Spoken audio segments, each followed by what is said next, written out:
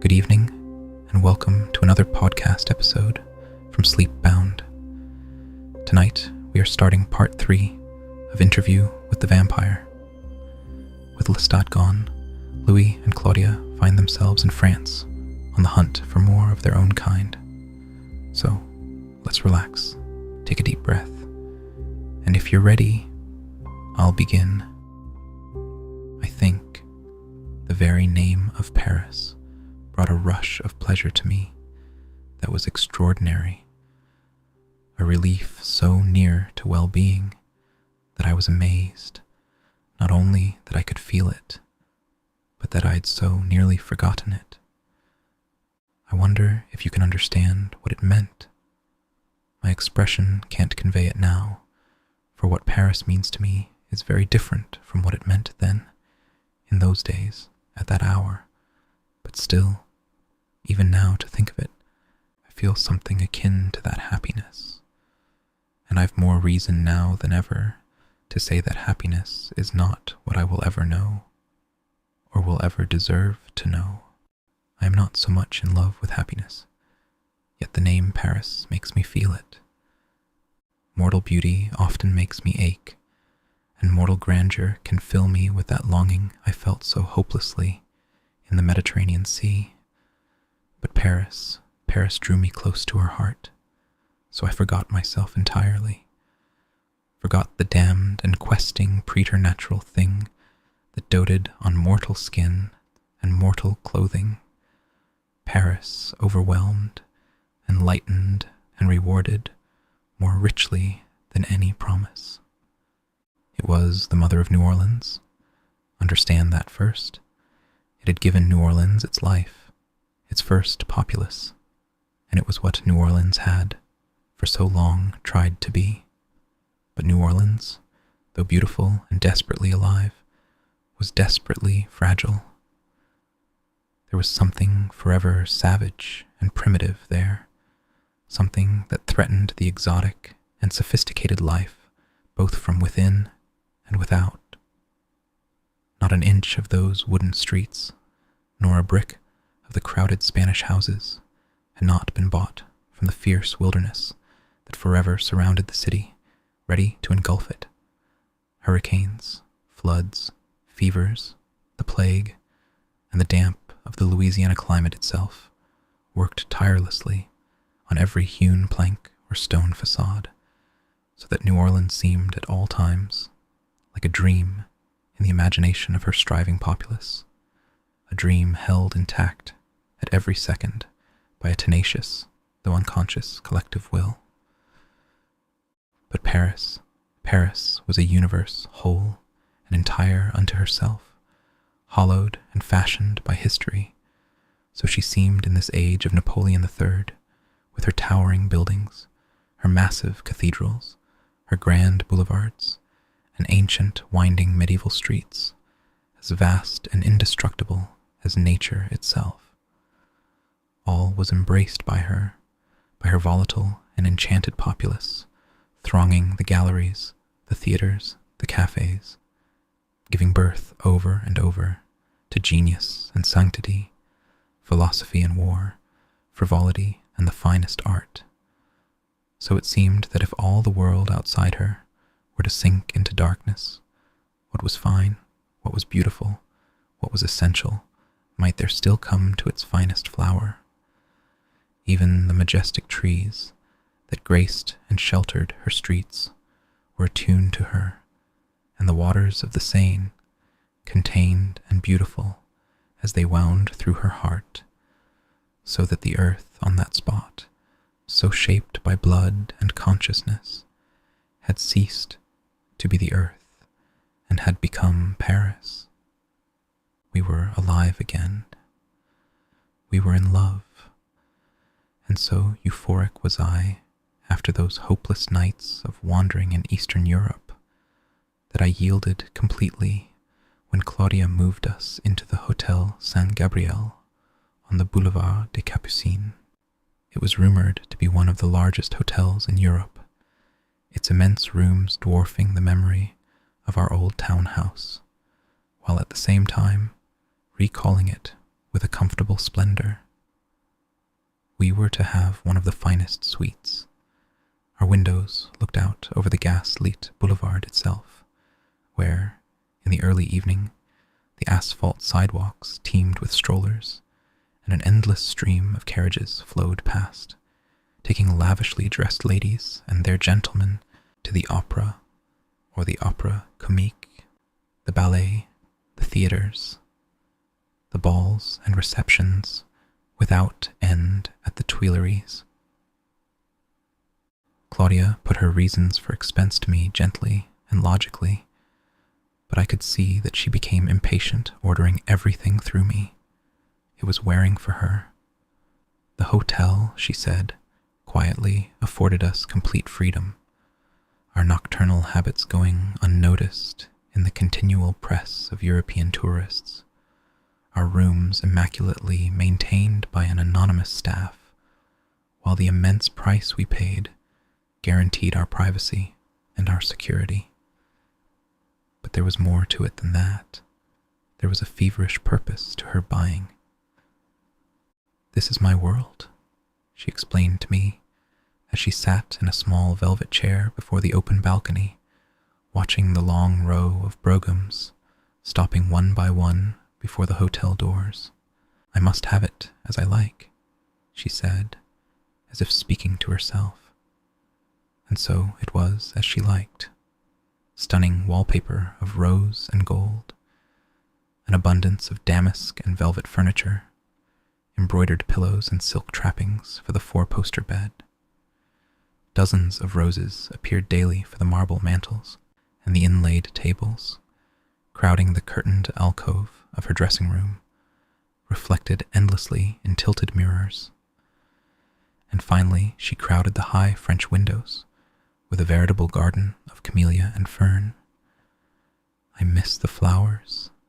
More than anything else, I miss the flowers," she mused, and sought after them even in the paintings which we brought from the shops and the galleries, magnificent canvases such as I had never seen in New Orleans, from the classically executed lifelike bouquets, tempting you to reach for the petals that fell on a three-dimensional tablecloth, to a new and disturbing style in which the colors seemed to blaze with such intensity they destroyed the old lines, the old solidity, to make a vision like to those states when I'm nearest my delirium and flowers grow before my eyes and crackle like the flames of lamps.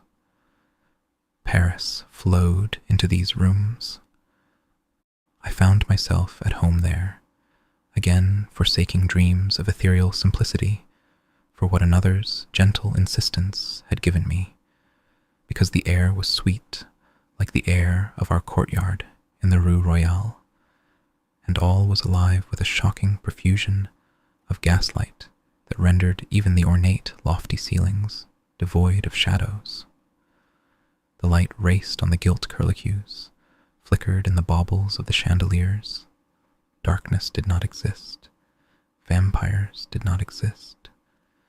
And even bent as I was on my quest, it was sweet to think that for an hour, father and daughter climbed into the cabriolet from such civilized luxury, only to ride along the banks of the Seine, over the bridge into the Latin Quarter, to roam those darker, narrower streets, in search of history, not victims, and then to return to the ticking clock and the brass andirons and the playing cards laid out upon the table, books of poets, the program from a play, and all around the soft humming of the vast hotel, distant violins, a woman talking in a rapid, animated voice above the zinging of a hairbrush, and a man high above, on the top floor, repeating over and over to the night air, "I understand.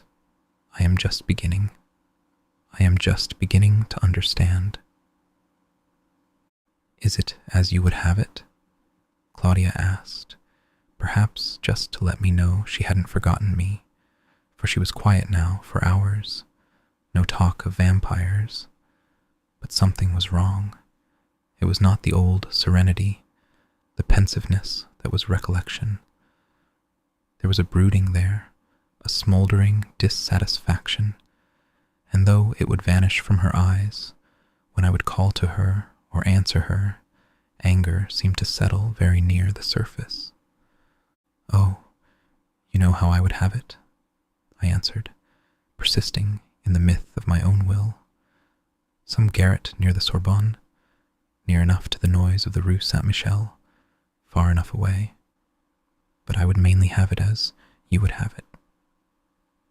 And I could see her warmed, but looking past me, as if to say, "You have no remedy.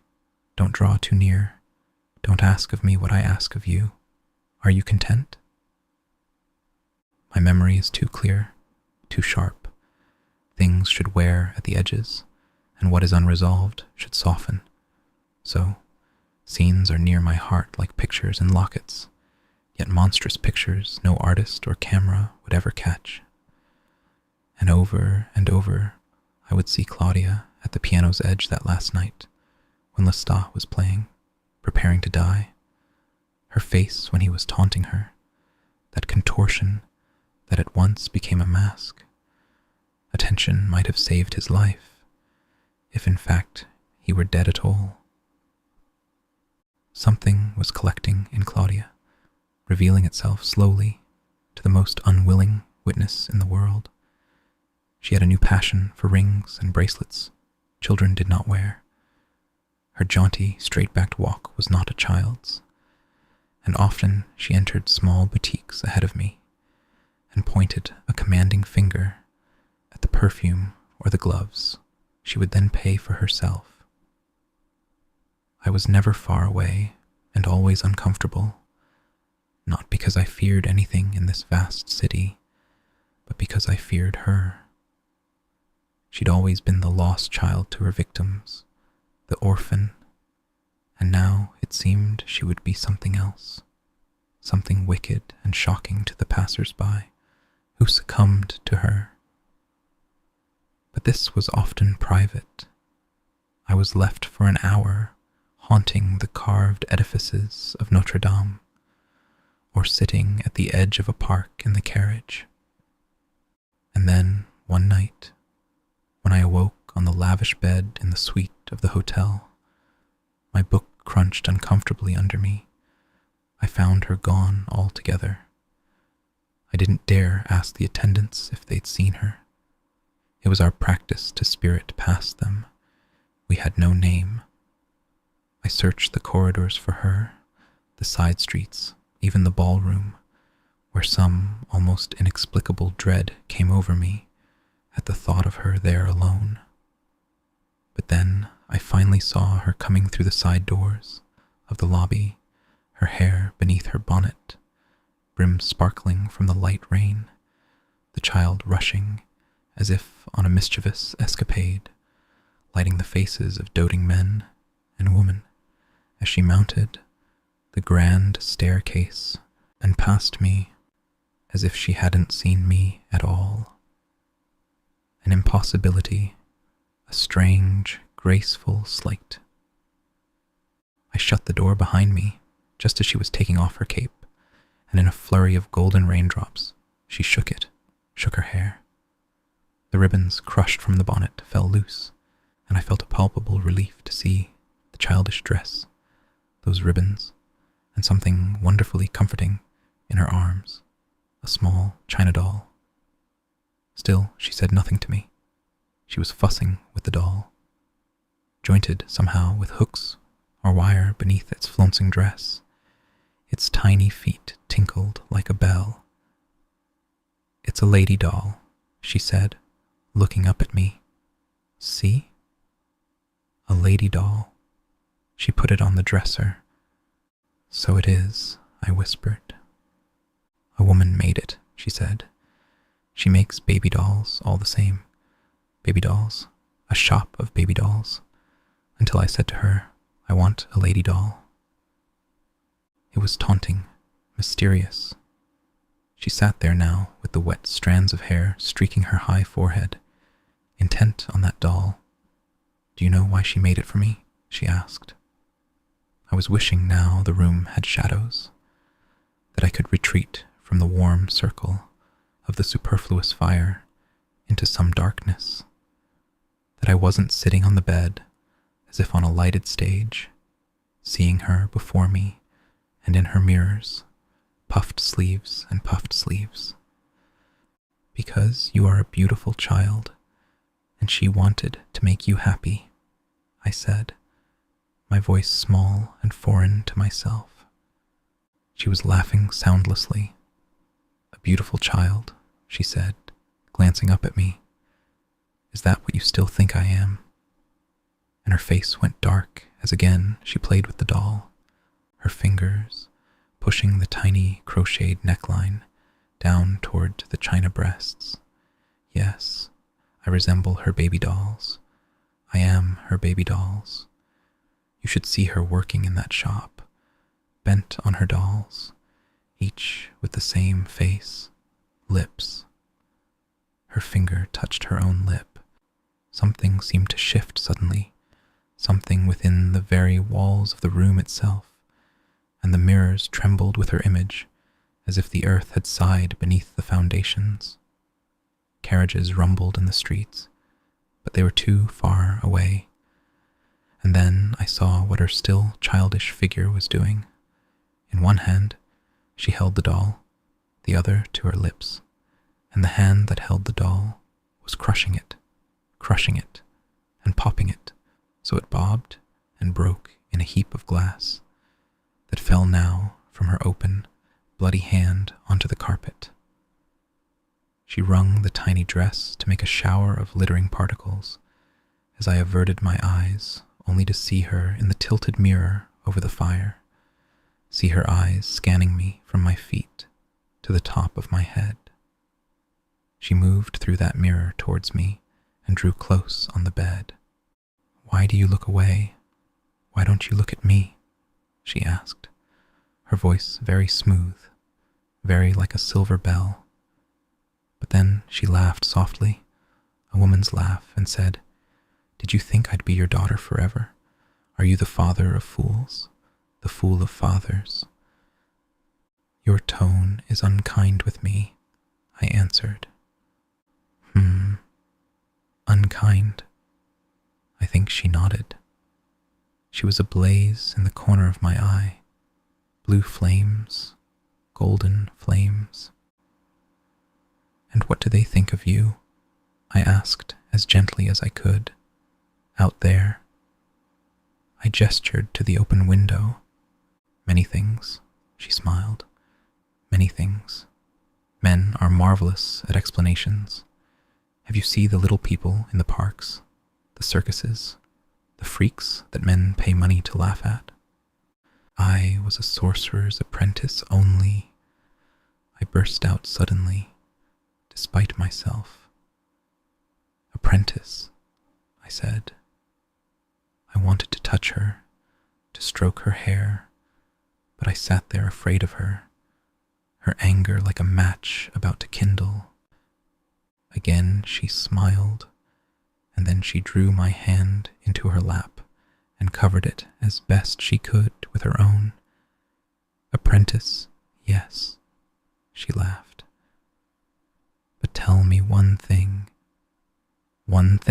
from that lofty height. What was it like, making love? I was walking away from her before I meant to. I was searching like a dim-witted mortal man for cape and gloves. You don't remember? She asked, with perfect calm, as I put my hand on the brass door handle. I stopped, feeling her eyes on my back, ashamed, and then I turned around and made as if to think, where am I going? What shall I do? Why do I stand here? It was something hurried, I said, trying now to meet her eyes. How perfectly coldly blue they were, how earnest, and it was seldom savored, something acute that was quickly lost. I think that it was the pale shadow of killing. Ah, she said, like hurting you as I do now, that is also the pale shadow of killing.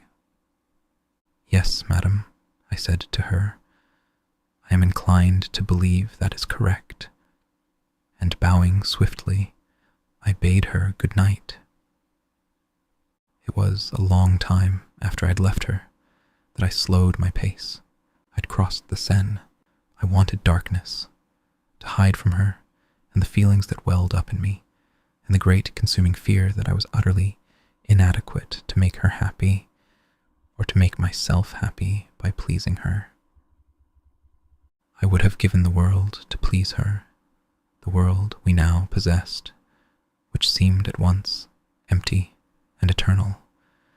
Yet I was injured by her words and by her eyes, and no amount of explanations to her, which passed through and through my mind now, even forming on my lips in desperate whispers as I left the Rue Saint-Michel and went deeper and deeper into the older, darker streets of the Latin Quarter. No amount of explanations seemed to soothe what I imagined to be her grave dissatisfaction or my own pain. Finally, I left off words, except for a strange chant. I was in the black silence of a medieval street, and blindly I followed its sharp turns, comforted by the height of its narrow tenements, which seemed at any moment capable of falling together, closing this alleyway under the indifferent stars like a seam. I cannot make her happy. I do not make her happy, and her unhappiness increases every day. This was my chant, which I repeated like a rosary, a charm to change the facts, her inevitable disillusionment with our quest, which left us in this limbo where I felt her drawing away from me, dwarfing me with her enormous need. I even conceived a savage jealousy of the doll maker to whom she'd confided her request for that tinkling, diminutive lady, because that doll maker had for a moment given her something which she held close to herself in my presence, as if I were not there at all. What did it amount to? Where could it lead? Never since I'd come to Paris, months before, did I so completely feel the city's immense size, how I might pass from this twisting, blind street of my choice into a world of delights, and never had I so keenly felt its uselessness. Uselessness to her if she could not abide this anger, if she could not somehow grasp the limits of which she seemed so angrily, bitterly aware. I was helpless. She was helpless, but she was stronger than me, and I knew, had known even at the moment when I turned away from her in the hotel, that behind her eyes there was, for me, her continuing love. And dizzy and weary, and now comfortably lost, I became aware with a vampire's inextinguishable senses that I was being followed. My first thought was irrational. She'd come out after me, and cleverer than I, had tracked me at a great distance. But as surely as this came to mind, another thought presented itself, a rather cruel thought in light of all that had passed between us. The steps were too heavy for hers. It was just some mortal walking in this same alley, walking unwarily towards death. So I continued on, almost ready to fall into my pain again because I deserved it, when my mind said, "You are a fool, listen."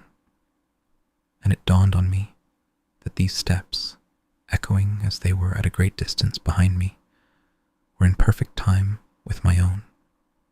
An accident, because if mortal they were too far off for mortal hearing. But as I stopped now to consider that, they stopped, and as I turned, saying, "Louis, you deceive yourself," and started up, they started up, footfall with my footfall, gaining speed now as I gained speed. And then something remarkable, undeniable occurred. On guard as I was for the steps that were behind me, I tripped on a fallen roof tile and was pitched against the wall. And behind me, those steps echoed to perfection the sharp, shuffling rhythm of my fall. I was astonished, and in a state of alarm well beyond fear. To the right and left of me, the street was dark. Not even a tarnished light shone in a garret window, and the only safety afforded me, the great distance between myself and these steps, was, as I said, the guarantee that they were not human. I was at a complete loss as to what I might do. I had the near irresistible desire to call out to this being and welcome it, to let it know as quickly and as completely as possible that I awaited it, had been searching for it, would confront it. Yet I was afraid.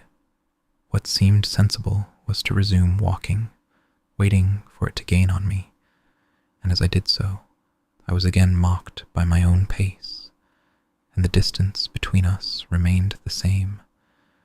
The tension mounted in me, the dark around me becoming more and more menacing, and I said over and over, measuring these steps, "Why do you track me? Why do you let me know you are there?" Then I rounded a sharp turn in the street, and a gleam of light showed ahead of me at the next corner. The street sloped up towards it, and I moved on very slowly, my heart deafening in my ears, reluctant to eventually reveal myself in that light. And as I hesitated, stopped, in fact, right before the turn, something rumbled and clattered above, as if the roof of the house beside me had all but collapsed. I jumped back just in time, before a load of tiles crashed into the street, one of them brushing my shoulder. All was quiet now. I stared at the tiles, listening, waiting, and then slowly I edged around the turn into the light, only to see there looming over me at the top of the street, beneath the gas lamp, the unmistakable figure of another vampire. He was enormous in height, though gaunt as myself, his long white face very bright under the lamp, his large black eyes staring at me in what seemed undisguised wonder. His right leg was slightly bent, as though he'd just come to a halt in mid-step. And then suddenly, I realized that not only was his black hair long and full, and combed precisely like my own, and not only was he dressed in identical coat and cape to my own, but he stood imitating my stance and facial expression to perfection. I swallowed and let my eyes pass over him slowly, while I struggled to hide from him the rapid pace of my pulse as his eyes in like manner passed over me.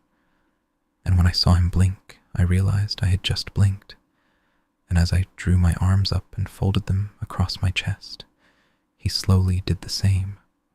It was maddening, worse than maddening, because as I barely moved my lips, he barely moved his lips, and I found the words dead, and I couldn't make other words to confront this, to stop it. And all the while, there was that height, and those sharp black eyes, and that powerful attention, which was, of course, perfect mockery, but nevertheless riveted to myself.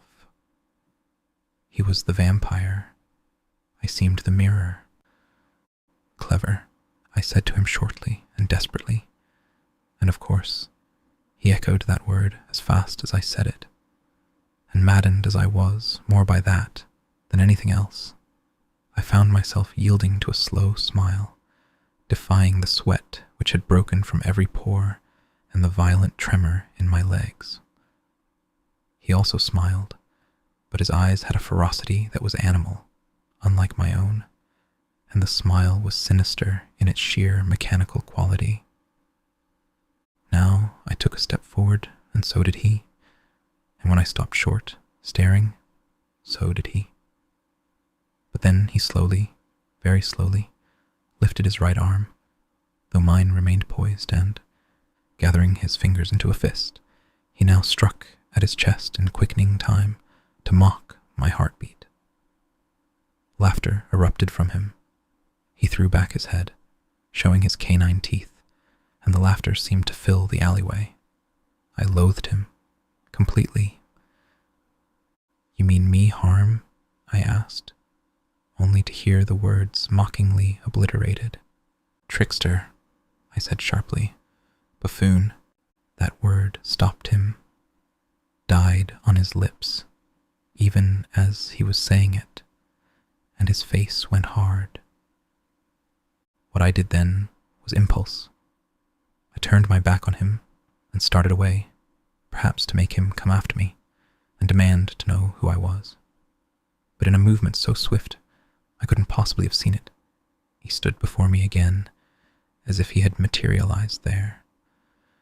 Again, I turned my back on him, only to face him under the lamp again, the settling of his dark, wavy hair, the only indication that he had in fact moved.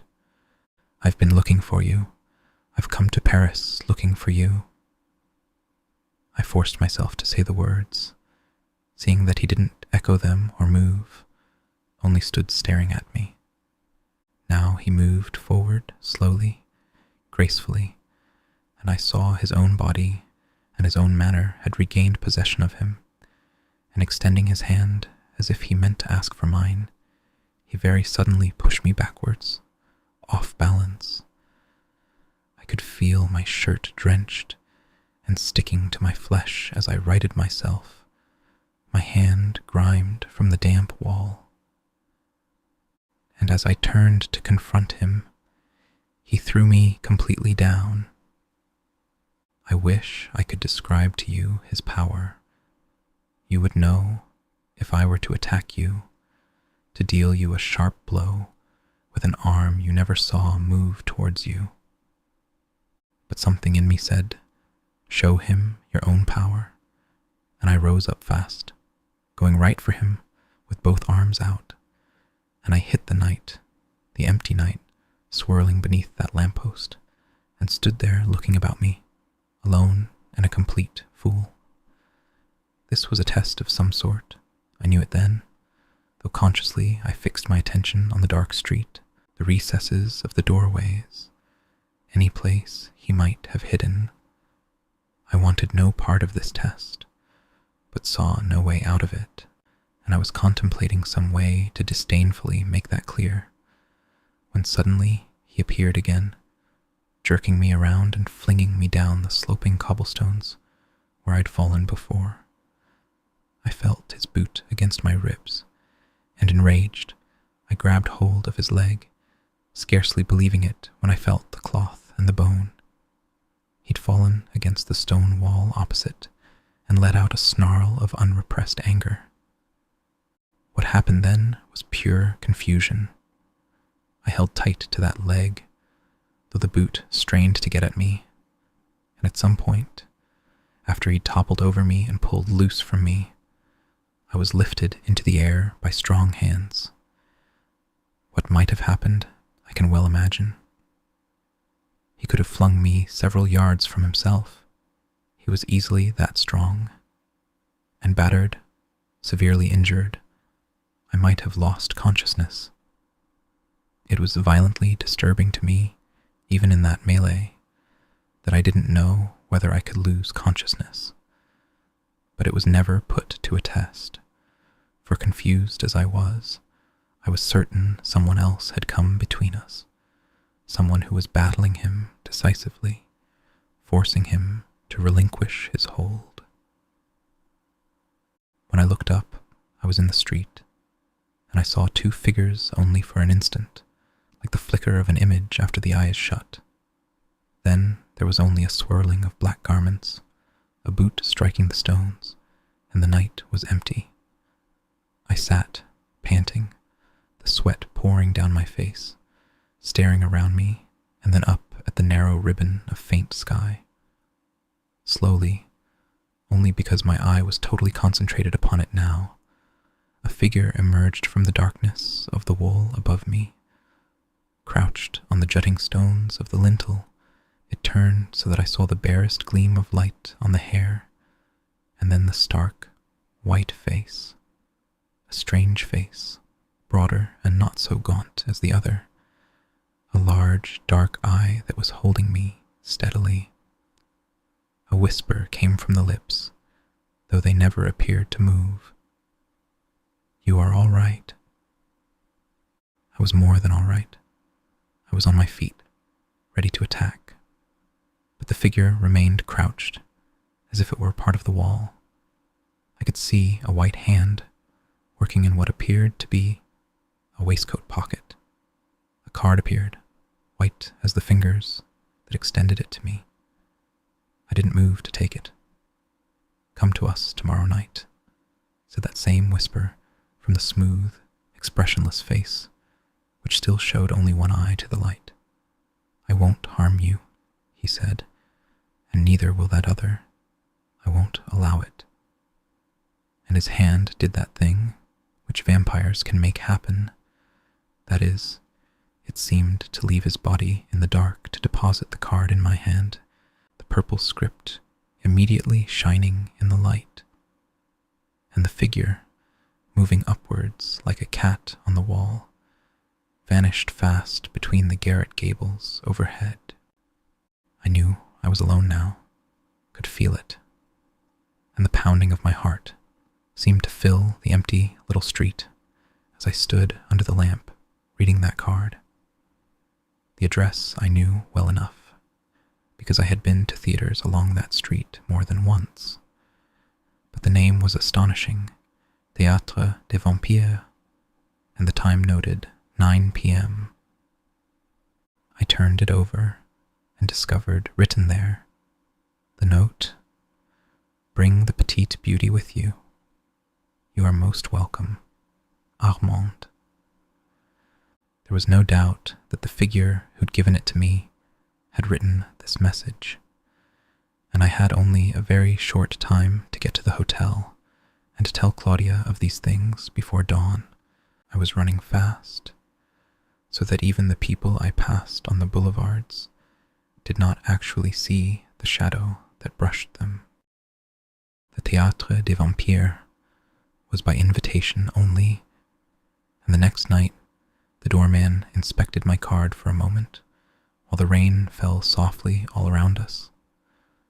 On the man and the woman stopped at the shut-up box office, on the crinkling posters of penny dreadful vampires with their outstretched arms and cloaks, resembling bat wings, ready to close on the naked shoulders of a mortal victim, on the couples that pressed past us into the packed lobby, where I could easily perceive that the crowd was all human, no vampires among them, not even this boy who admitted us, finally, into the press of conversation and damp wool and ladies' gloved fingers, fumbling with felt-brimmed hats and wet curls. I pressed for the shadows in a feverish excitement. We had fed earlier only so that in the bustling street of this theater, our skin would not be too white, our eyes too unclouded, and that taste of blood, which I had not enjoyed, had left me all the more uneasy. But I had no time for it. This was no night for killing. This was to be a night of revelations, no matter how it ended. I was certain. Yet here we stood, with this all too human crowd, the doors opening now on the auditorium, and a young boy pushing towards us, beckoning, pointing above the shoulders of the crowd to the stairs. Ours was a box, one of the best in the house, and if the blood had not dimmed my skin completely, nor made Claudia into a human child as she rode in my arms, this usher did not seem at all to notice it, nor to care. In fact, he smiled all too readily as he drew back the curtain for us on 2 chairs before the brass rail, Would you put it past them to have human slaves? Claudia whispered. But Lestat never trusted human slaves, I answered. I watched the seats fill, watched the marvelously flowered hats navigating below me through the rows of silk chairs. White shoulders gleamed in the deep curve of the balcony spreading out from us. Diamonds glittered in the gaslight. Remember, be sly for once, came Claudia's whisper from beneath her bowed blonde head. You're too much of a gentleman. The lights were going out, first in the balcony, and then along the walls of the main floor. A knot of musicians had gathered in the pit below the stage, and at the foot of the long, green velvet curtain, the gas flickered, then brightened, and the audience receded as if enveloped by a gray cloud through which only the diamonds sparkled, on wrists, on throats, on fingers. And a hush descended like that gray cloud until all the sound was collected in one echoing, persistent cough, then silence, and the slow, rhythmical beating of a tambourine. Added to that was the thin melody of a wooden flute, which seemed to pick up the sharp metallic tink of the bells of the tambourine, winding them into a haunting melody that was medieval in sound. Then the strumming of strings that emphasized the tambourine, and the flute rose in that melody singing of something melancholy, sad.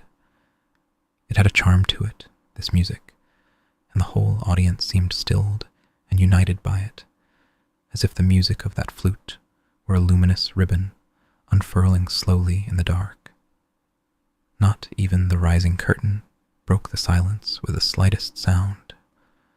The lights brightened, and it seemed the stage was not the stage, but a thickly wooded place, the light glittering on the roughened tree trunks and the thick clusters of leaves beneath the arch of darkness above. And through the trees could be seen what appeared the low stone bank of a river, and above that, beyond that, the glittering waters of the river itself, this whole three-dimensional world produced in painting upon a fine silk scrim that shivered only slightly in a faint draft. A sprinkling of applause greeted the illusion, gathering adherents from all parts of the auditorium until it reached its short crescendo and died away. A dark, draped figure was moving on the stage, from tree trunk to tree trunk, so fast that as he stepped into the lights, he seemed to appear magically in the center, one arm flashing out from his cloak to show a silver scythe, and the other to hold a mask on a slender stick before the invisible face, a mask which showed the gleaming countenance of death, a painted skull. There were gasps from the crowd. It was Death standing before the audience, the scythe poised, Death at the edge of a dark wood. And something in me was responding now, as the audience responded, not in fear, but in some human way, to the magic of that fragile painted set, the mystery of the lighted world there, the world in which this figure moved in his billowing black cloak, back and forth before the audience with the grace of a great panther, drawing forth, as it were, those gasps, those sighs, those reverent murmurs. And now, behind this figure, whose very gestures seemed to have a captivating power, like the rhythm of the music to which it moved, came other figures from the wings. First an old woman, very stooped and bent, her gray hair like moss, her arm hanging down with the weight of a great basket of flowers.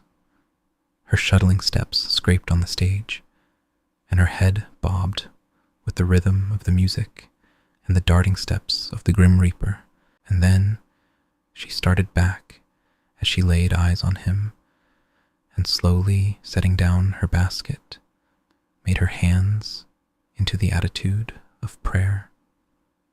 She was tired. Her head leaned now on her hands, as if in sleep, and she reached out for him, supplicating. But as he came towards her, he bent to look directly into her face, which was all shadows to us beneath her hair, and started back then, waving his hand as if to freshen the air. Laughter erupted uncertainly from the audience. But as the old woman rose and took after death, the laughter took over. The music broke into a jig with their running, as round and round the stage the old woman pursued death, until he finally flattened himself into the dark of a tree trunk, bowing his masked face under his wing like a bird, and the old woman, lost, defeated, gathered up her basket as the music softened and slowed to her pace and made her way off the stage. I did not like it. I did not like the laughter. I could see the other figures moving in now, the music orchestrating their gestures, cripples on crutches and beggars with rags the color of ash, all reaching out for death, who whirled, escaping this one with a sudden arching of the back, fleeing from that one with an effeminate gesture of disgust, waving them all away finally in a foppish display of weariness and boredom. It was then I realized that the languid white hand that made these comic arcs was not painted white. It was a vampire hand which wrung laughter from the crowd. A vampire hand lifted now to the grinning skull as the stage was finally clear, as if stifling a yawn. And then this vampire, still holding the mask before his face, adopted marvelously the attitude of resting his weight against a painted silken tree, as if he were falling gently to sleep. The music twittered like birds, rippled like the flowing of the water, and the spotlight, which encircled him in a yellow pool, grew dim, all but fading away as he slept. And another spot pierced the scrim, seeming to melt it all together, to reveal a young woman standing alone far upstage. She was majestically tall, and all but enshrined by a voluminous mane of golden blonde hair. I could feel the awe of the audience as she seemed to flounder in the spotlight, the dark forest rising on the perimeter, so that she seemed to be lost in the trees. And she was lost, and not a vampire. The soil on her mean blouse and skirt was not stage paint, and nothing had touched her perfect face, which gazed into the light now, as beautiful and finely chiseled as the face of a marble virgin, that hair her haloed veil. She could not see in the light, though all could see her, and the moan which escaped her lips as she floundered seemed to echo over the thin, romantic singing of the flute, which was a tribute to that beauty. The figure of death woke with a start in his pale spotlight, and turned to see her as the audience had seen her, and to throw up his free hand in tribute, in awe. The twitter of laughter died before it became real. She was too beautiful, her gray eyes too distressed, the performance too perfect, and then the skull mask was thrown suddenly into the wings, and death showed a beaming white face to the audience, his hurried hands stroking his handsome black hair, straightening a waistcoat, brushing imaginary dust from his lapels, death in love, and clapping rose for the luminous countenance, the gleaming cheekbones, the winking black eye, as if it were all masterful illusion, when in fact it was merely and certainly the face of a vampire, the vampire who had accosted me in the Latin Quarter, that leering, grinning vampire, harshly illuminated by the yellow spot. My hand reached for Claudia's in the dark and pressed it tightly, but she sat still, as if enwrapped. The forest of the stage, through which that helpless mortal girl stared blindly towards the laughter, divided into phantom halves, moving away from the center, freeing the vampire to close in on her. And she, who had been advancing towards the footlights, saw him suddenly and came to a halt, making a moan like a child. Indeed, she was very like a child, though clearly a full-grown woman.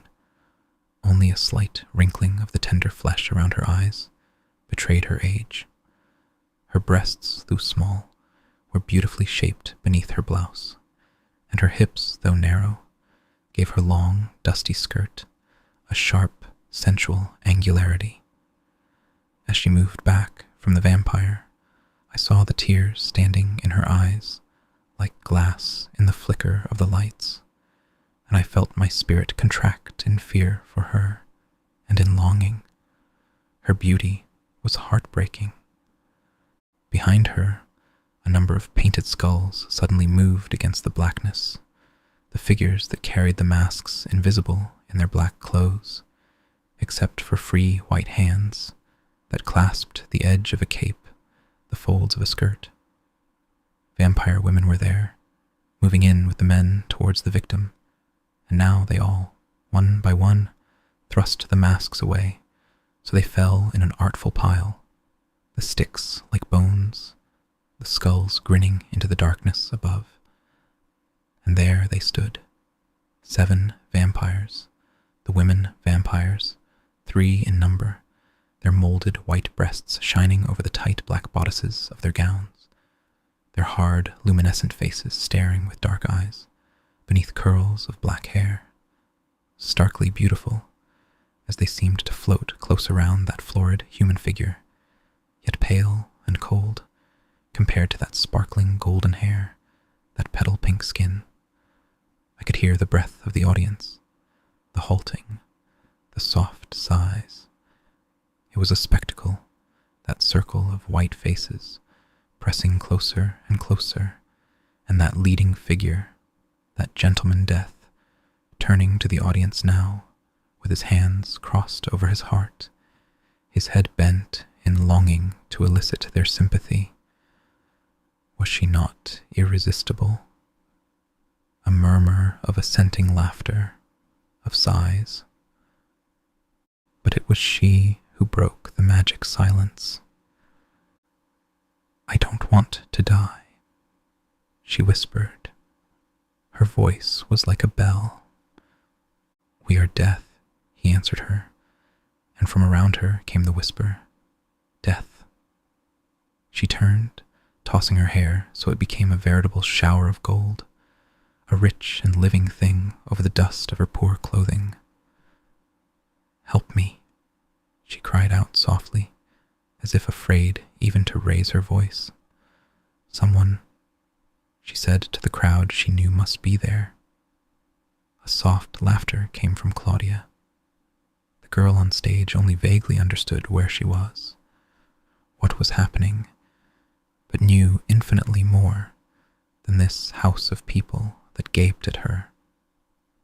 "I don't want to die. I don't want to."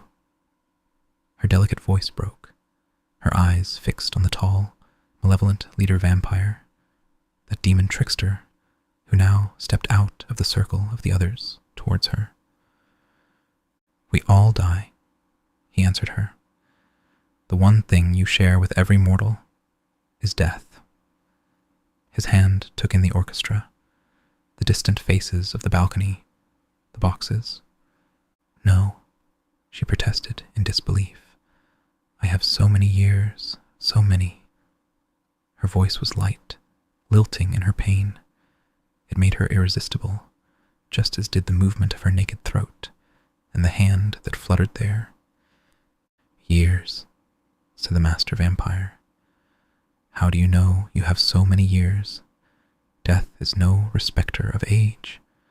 There could be a sickness in your body now, already devouring you from within, or or outside, a man might be waiting to kill you simply for your yellow hair. And his fingers reached for it, the sound of his deep, preternatural voice, sonorous. Need I tell you what fate may have in store for you? I don't care. I'm not afraid, she protested, her clarion voice so fragile after him. I would take my chance. And if you do take that chance and live for years, what would be your heritage? The humpbacked, toothless visage of old age? And now he lifted her hair behind her back, exposing her pale throat.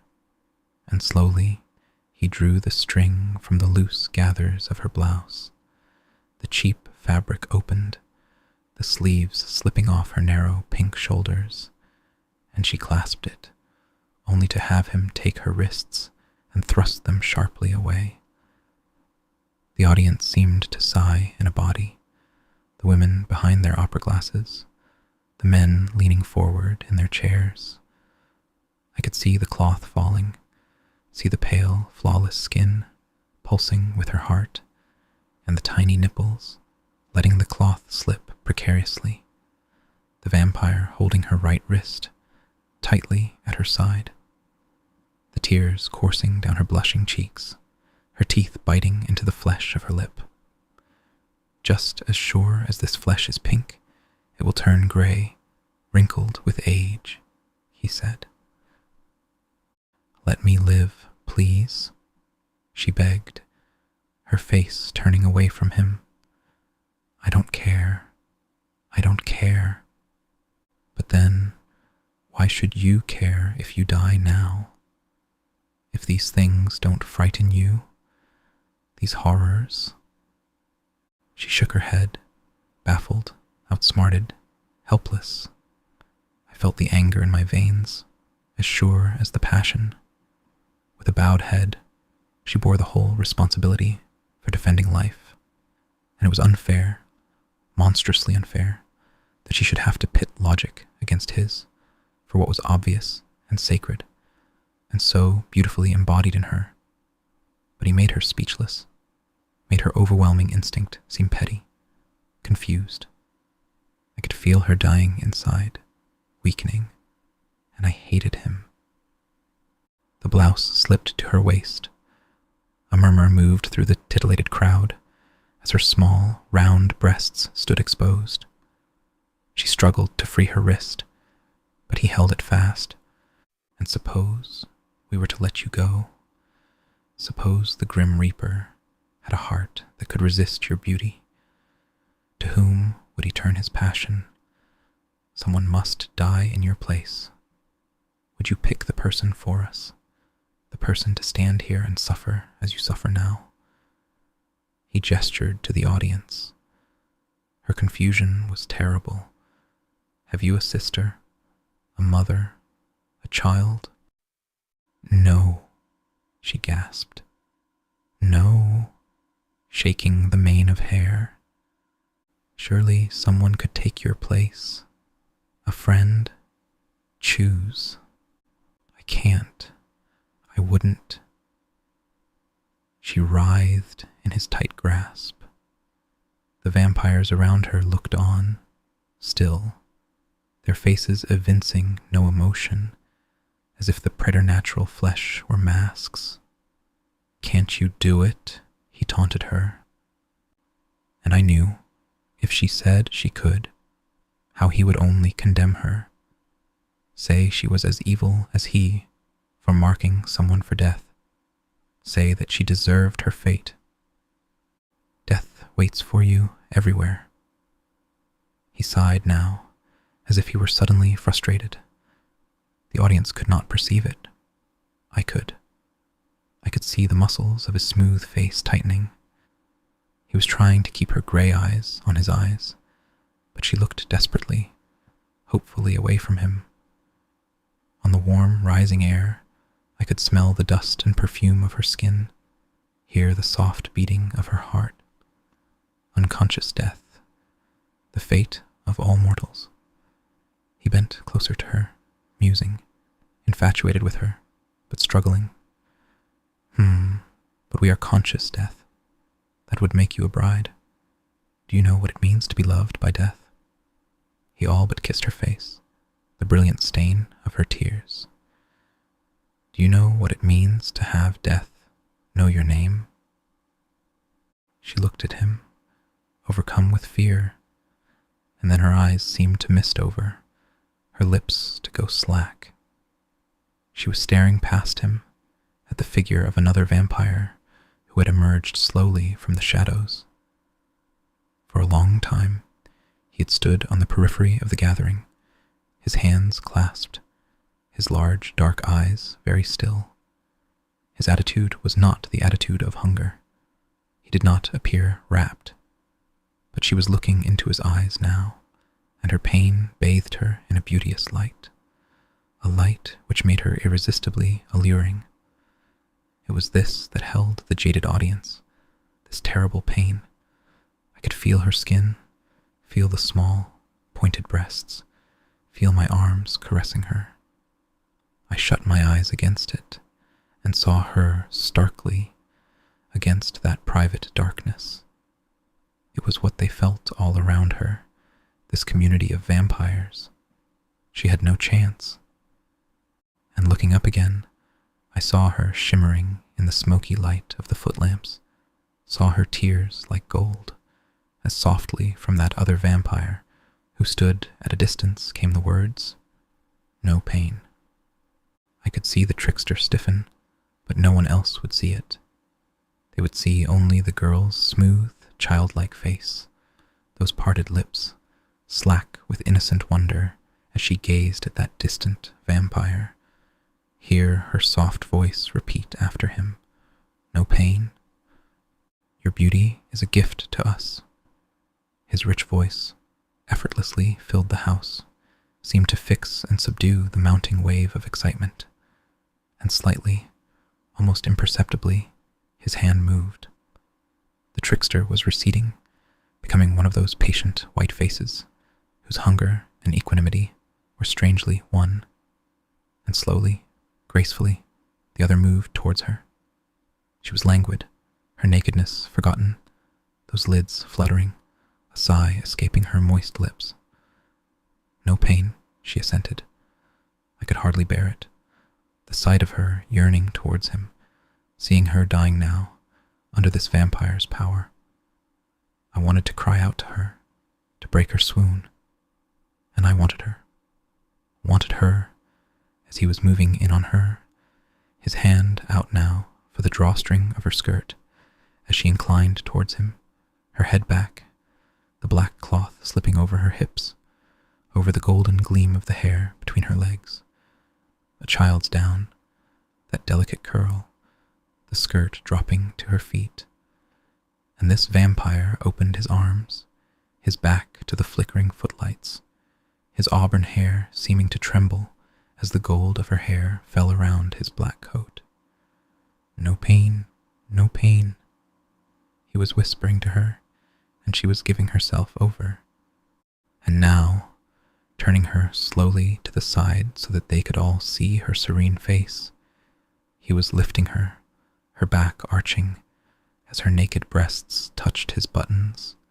Her pale arms enfolded his neck. She stiffened, cried out as he sank his teeth, and her face was still as the dark theater, reverberated with shared passion. His white hand shone on her florid buttocks, her hair dusting it, stroking it. He lifted her off the boards as he drank, her throat gleaming against his white cheek. I felt weak, dazed, hunger rising in me, knotting my heart, my veins.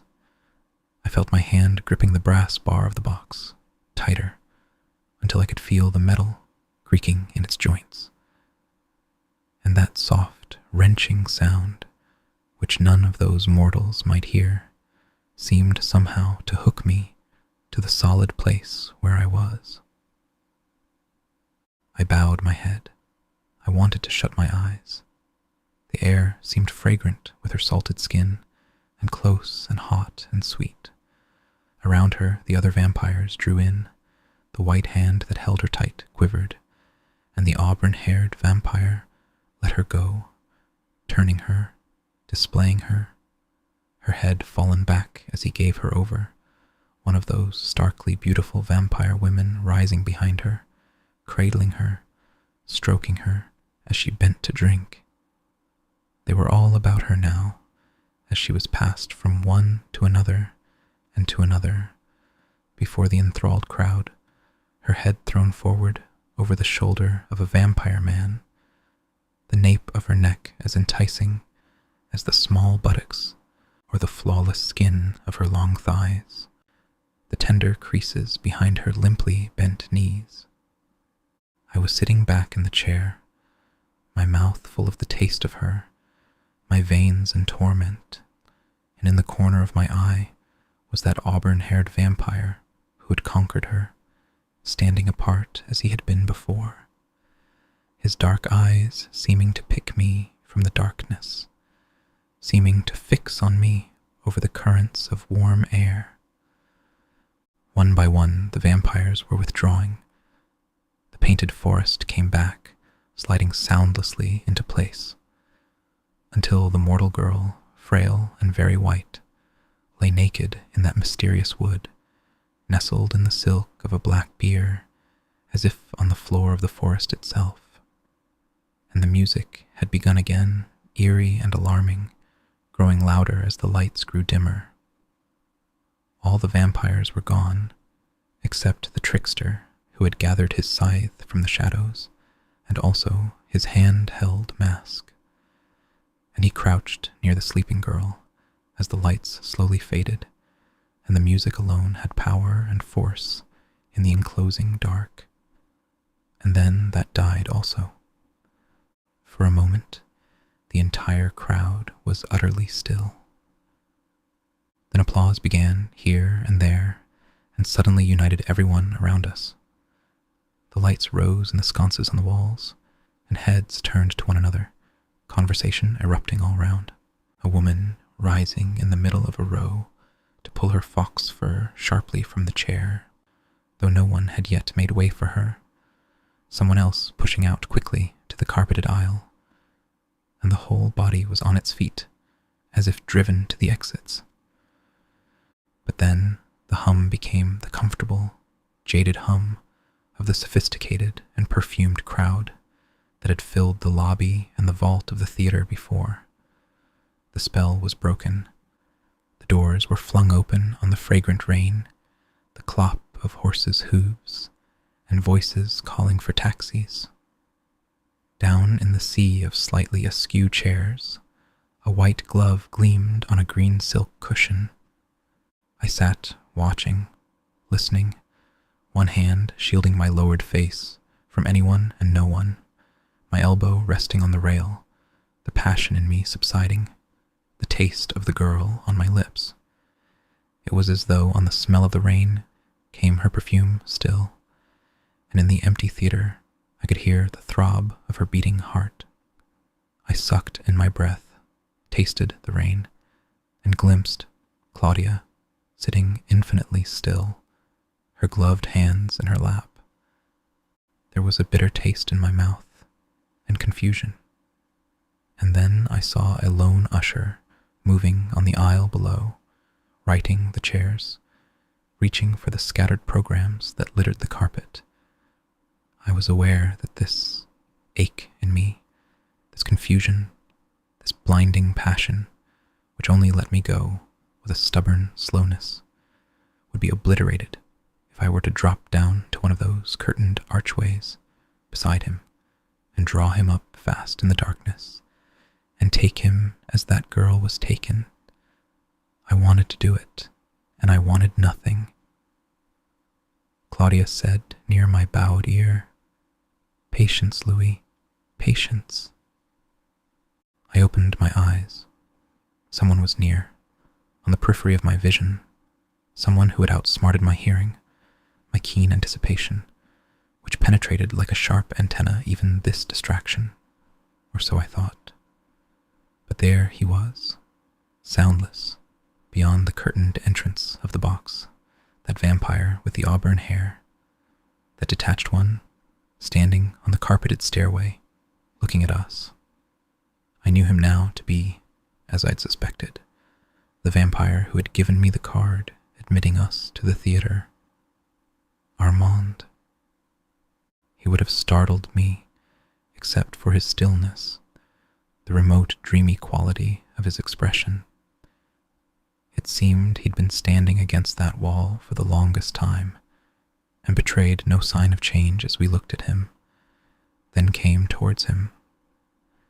Had he not so completely absorbed me, I would have been relieved he was not the tall, black-haired one, but I didn't think of this.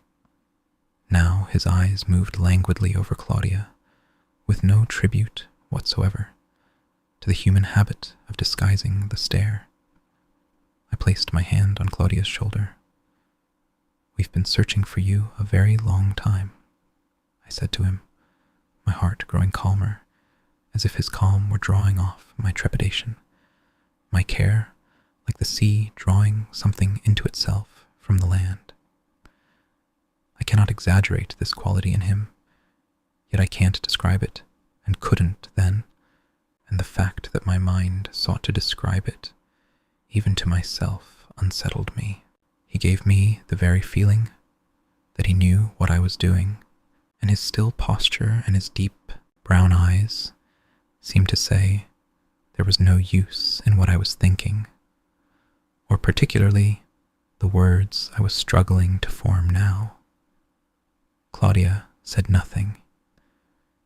He moved away from the wall and began to walk down the stairs, while at the same time he made a gesture that welcomed us and bade us follow, but all this was fluid and fast. My gestures were the caricature of human gestures compared to his. He opened a door in the lower wall and admitted us to the rooms below the theater, his feet only brushing the stone stairway as we descended, his back to us, with complete trust. And now we entered what appeared to be a vast subterranean ballroom, carved, as it were, out of a cellar more ancient than the building overhead. Above us, the door that he had opened fell shut, and the light died away before I could get a fair impression of the room.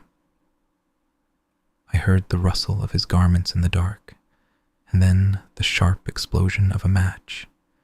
His face appeared like a great flame over the match, and then a figure moved into the light beside him, a young boy who brought him a candle.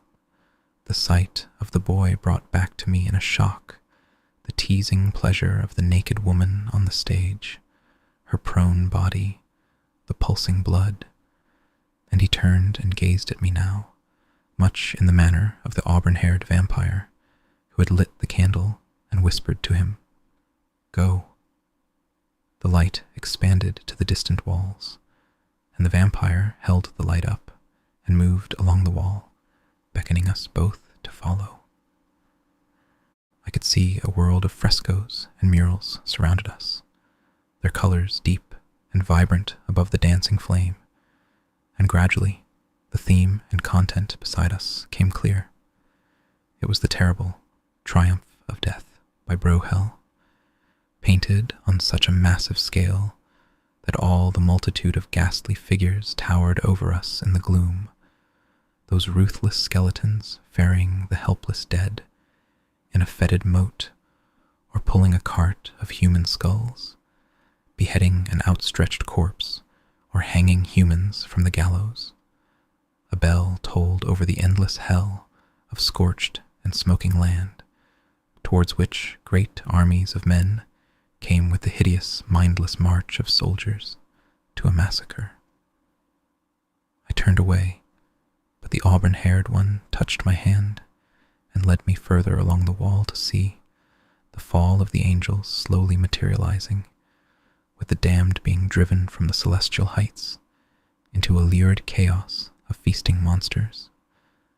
So vivid, so perfect was it, I shuddered.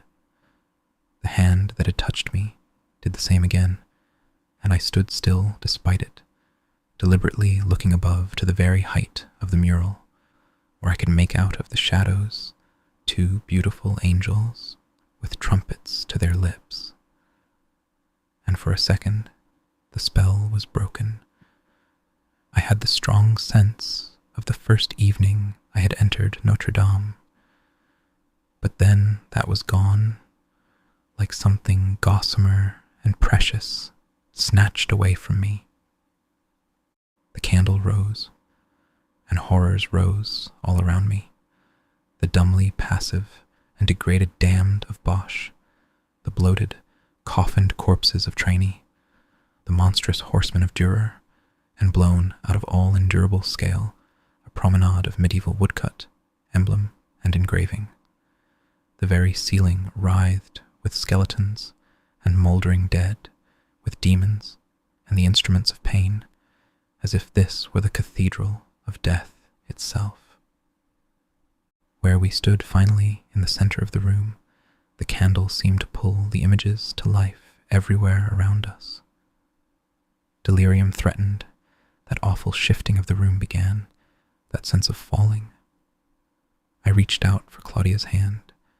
She stood musing, her face passive, her eyes distant when I looked to her, as if she'd have me let her alone.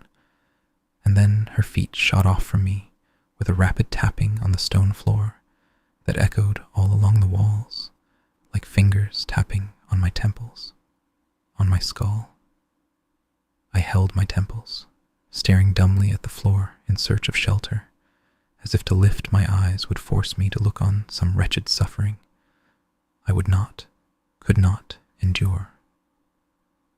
Then again I saw the vampire's face floating in his flame, his ageless eyes circled in dark lashes. His lips were very still, but as I stared at him, he seemed to smile, without making even the slightest movement. I watched him all the harder, convinced it was some powerful illusion I could penetrate with keen attention. And the more I watched, the more he seemed to smile, and finally to be animated with a soundless whispering, musing, singing. I could hear it like something curling in the dark, as wallpaper curls in the blast of a fire, or paint peels from the face of a burning doll. I had the urge to reach for him, to shake him violently so that his still face would move, admit to this soft singing. And suddenly I found him pressed against me, his arm around my chest, his lashes so close I could see them matted and gleaming above the incandescent orb of his eye, his soft, tasteless breath against my skin. It was delirium. I moved to get away from him, and yet I was drawn to him, and I didn't move at all, his arm exerting its firm pressure, his candle blazing now against my eye, so that I felt the warmth of it. All my cold flesh yearned for that warmth, but suddenly I waved to snuff it, but couldn't find it, and all I saw was his radiant face, as I had never seen Lestat's face, white and poreless and sinewy and male, the other vampire, all other vampires, an infinite procession of my own kind. The moment ended. I found myself with my hand outstretched, touching his face, but he was a distance away from me, as if he'd never moved near me, making no attempt to brush my hand away. I drew back, flushed, stunned.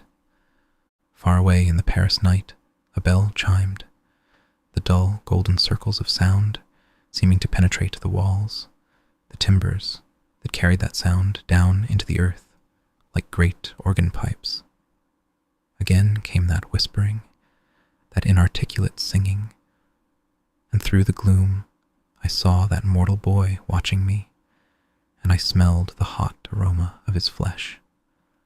The vampire's facile hand beckoned him, and he came towards me, his eyes fearless and exciting, and he drew up to me in the candlelight and put his arms around my shoulders.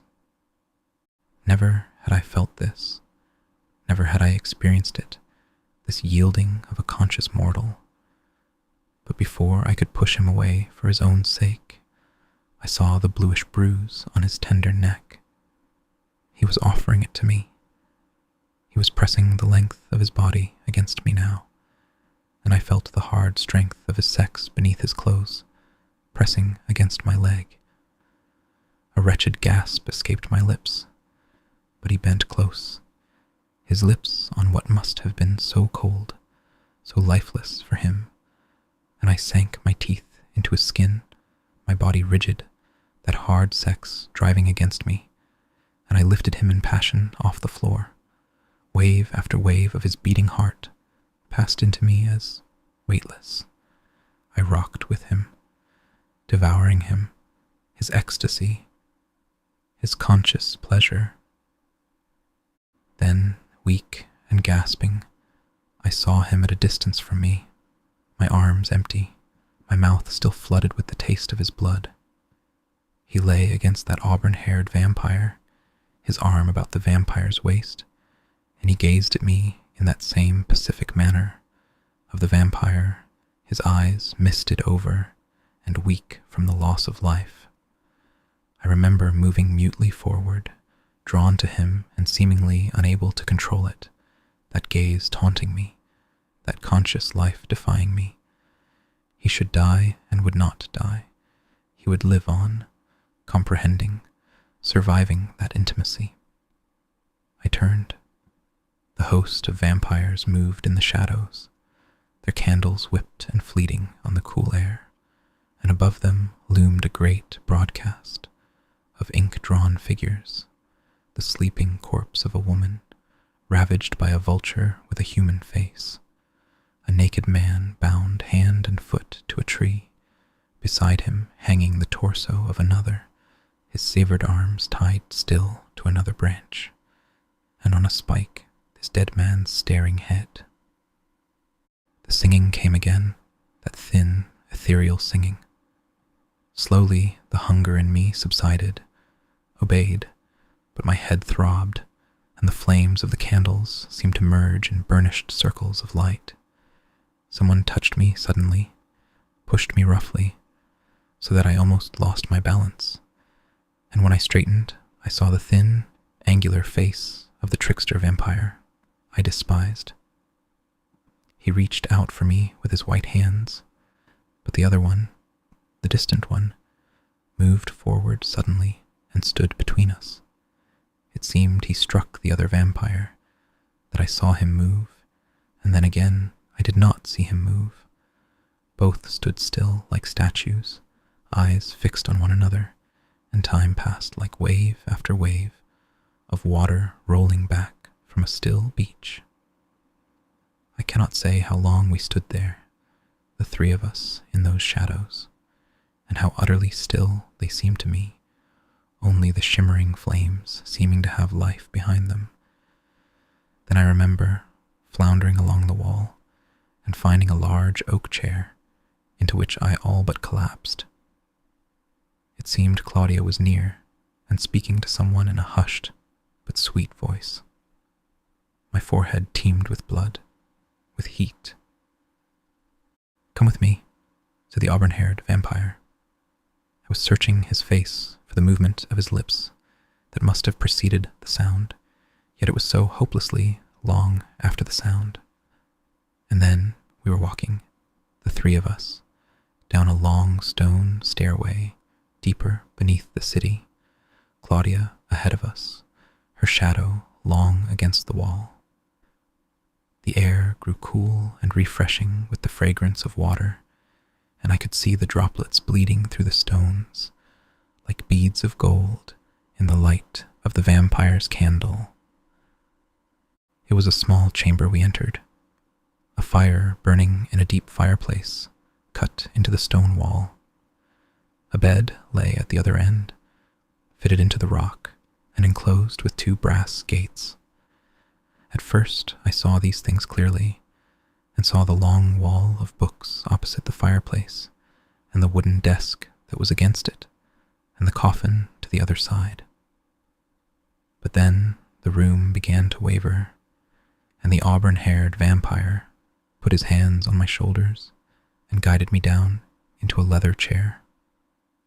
The fire was intensely hot against my legs, but this felt good to me, sharp and clear, something to draw me out of this confusion. I sat back, my eyes only half open, and tried to see again what was about me.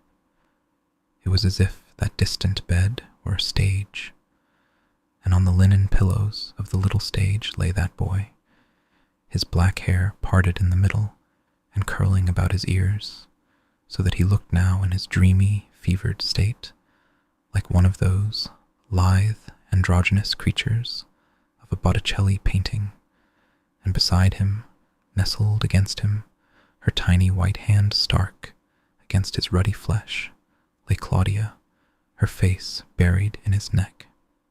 The masterful, auburn-haired vampire looked on, his hands clasped in front of him, and when Claudia rose now, the boy shuddered.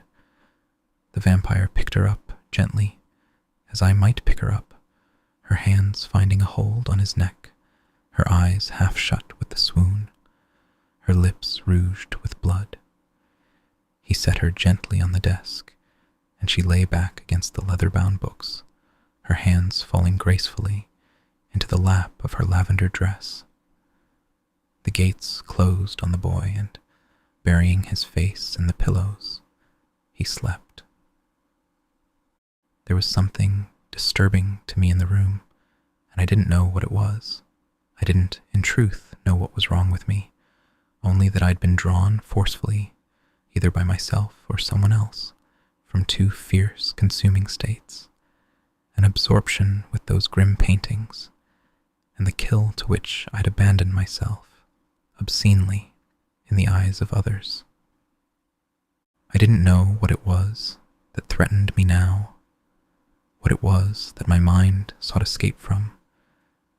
I kept looking at Claudia, the way she lay against the books, the way she sat amongst the objects of the desk, the polished white skull, the candle holder, the open parchment book, whose hand-painted script gleamed in the light. And then above her, there emerged into focus the lacquered and shimmering painting of a medieval devil, horned and hoofed, his bestial figure looming over a coven of worshipping witches. Her head was just beneath it, the loose curling strands of her hair just stroking it, and she watched the brown-eyed vampire with wide, wondering eyes. I wanted to pick her up, suddenly, and frightfully, horribly. I saw her in my kindled imagination, flopping like a doll. I was gazing at the devil, that monstrous face preferable to the sight of her, in her eerie stillness. "You won't awaken the boy if you speak," said the brown-eyed vampire. "You've come from so far, you've traveled so long."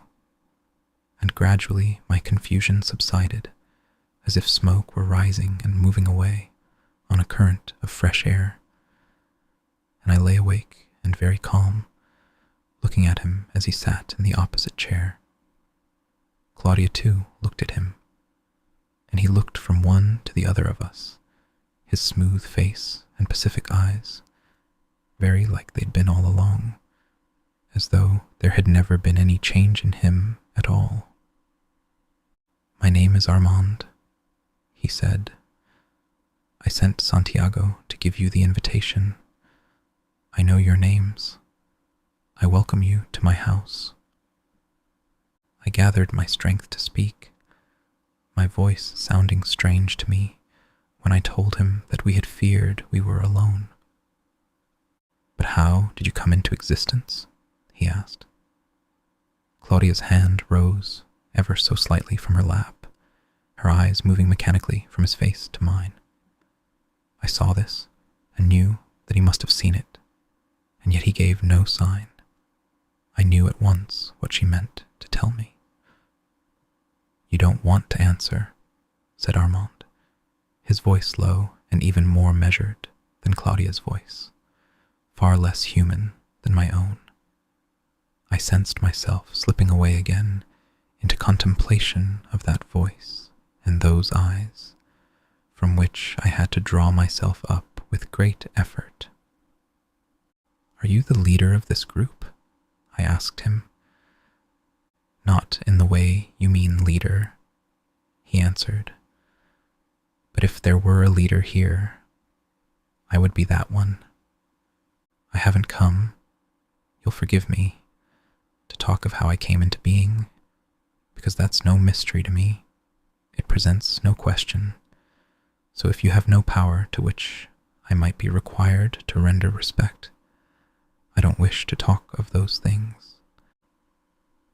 "If I told you I did have such power, would you respect it?" he asked. I wish I could describe his manner of speaking, how each time he spoke, he seemed to arise out of a state of contemplation, very like that state into which I felt I was drifting, from which it took so much to wrench myself.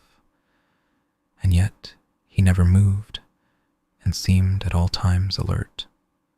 This distracted me, while at the same time I was powerfully attracted by it, as I was by this room, its simplicity, its rich, warm combination of essentials, the books, the desk, the 2 chairs by the fire, the coffin, the pictures. The luxury of those rooms in the hotel seemed vulgar, but more than that, meaningless, beside this room. I understood all of it except for the mortal boy, the sleeping boy, whom I didn't understand at all.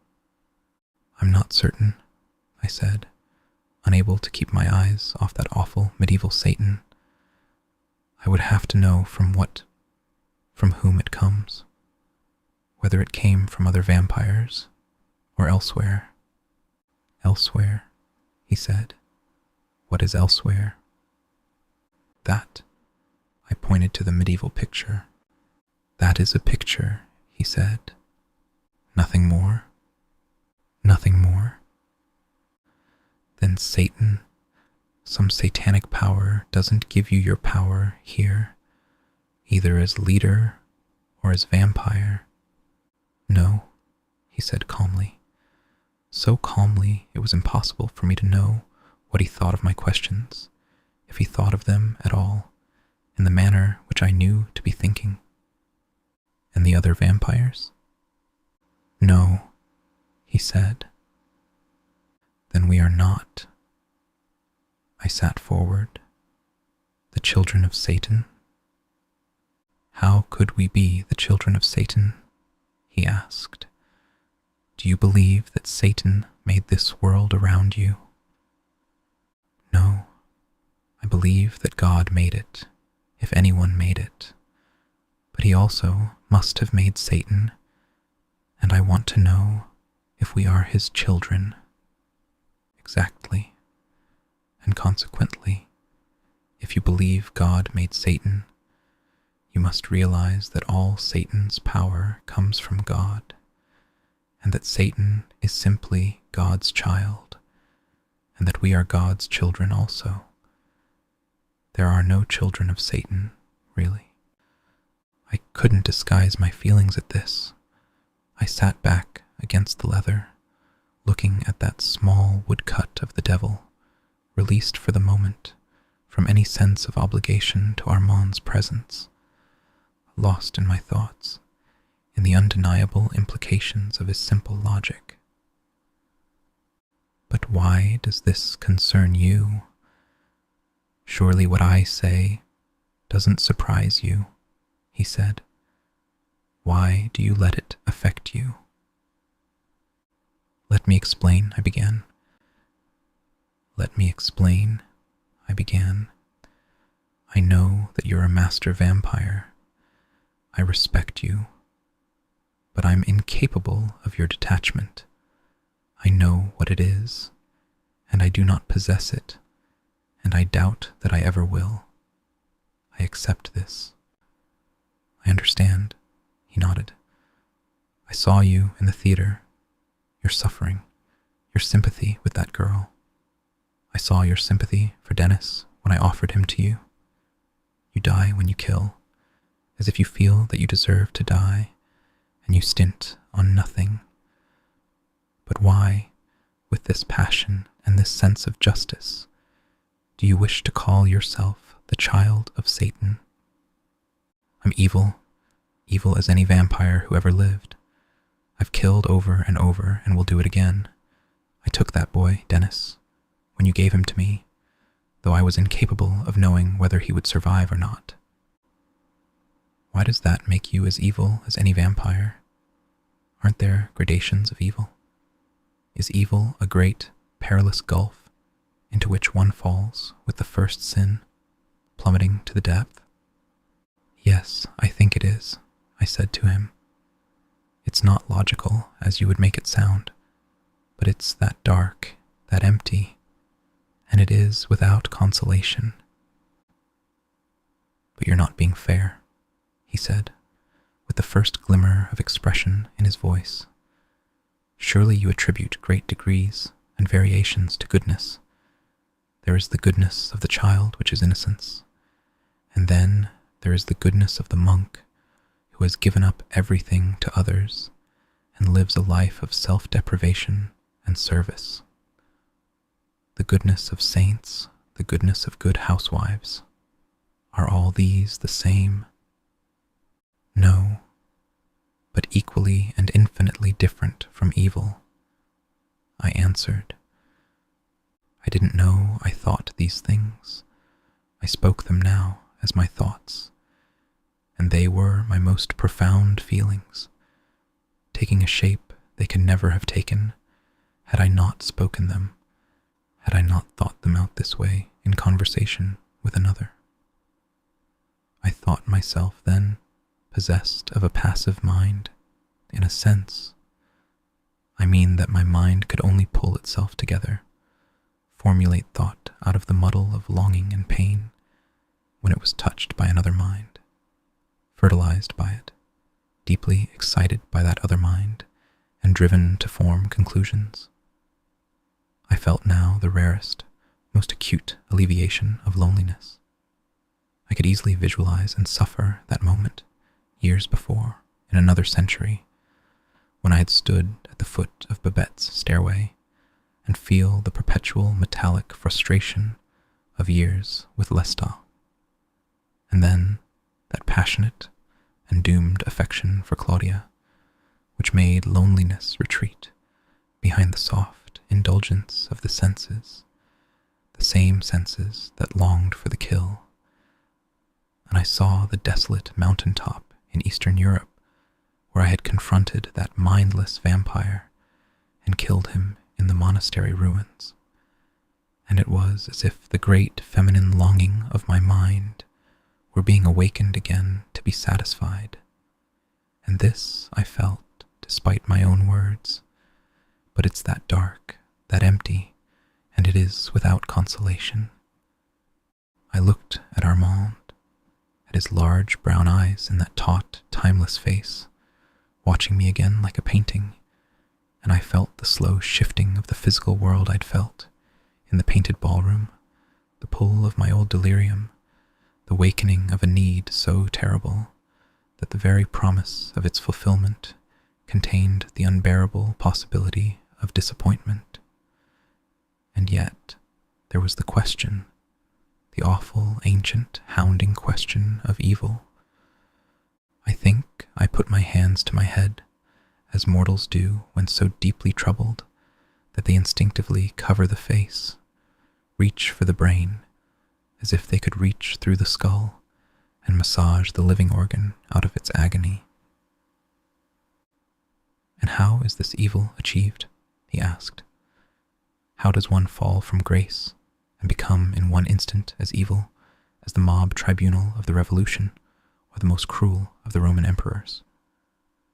Does one merely have to miss Mass on Sunday, or bite down on the communion host, or steal a loaf of bread, or sleep with a neighbor's wife? No. I shook my head. No. But if evil is without gradation, and it does exist, this state of evil, then only one sin is needed. Isn't that what you are saying? That God exists and... I don't know if God exists, I said, and for all I do know, he doesn't exist. Then no sin matters, he said. No sin achieves evil. That's not true, because if God doesn't exist, we are the creatures of highest consciousness in the universe. We alone understand the passage of time and the value of every minute of human life. And what constitutes evil, real evil, is the taking of a single human life. Whether a man would have died tomorrow, or the day after, or eventually, it doesn't matter, because if God does not exist, this life, every second of it, is all we have. He sat back, as if for the moment stopped, his large eyes narrowing, then fixing on the depths of the fire. This was the first time since he had come for me that he had looked away from me, and I found myself looking at him unwatched.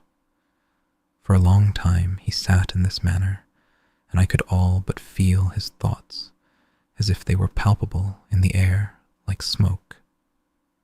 Not read them, you understand, but feel the power of them.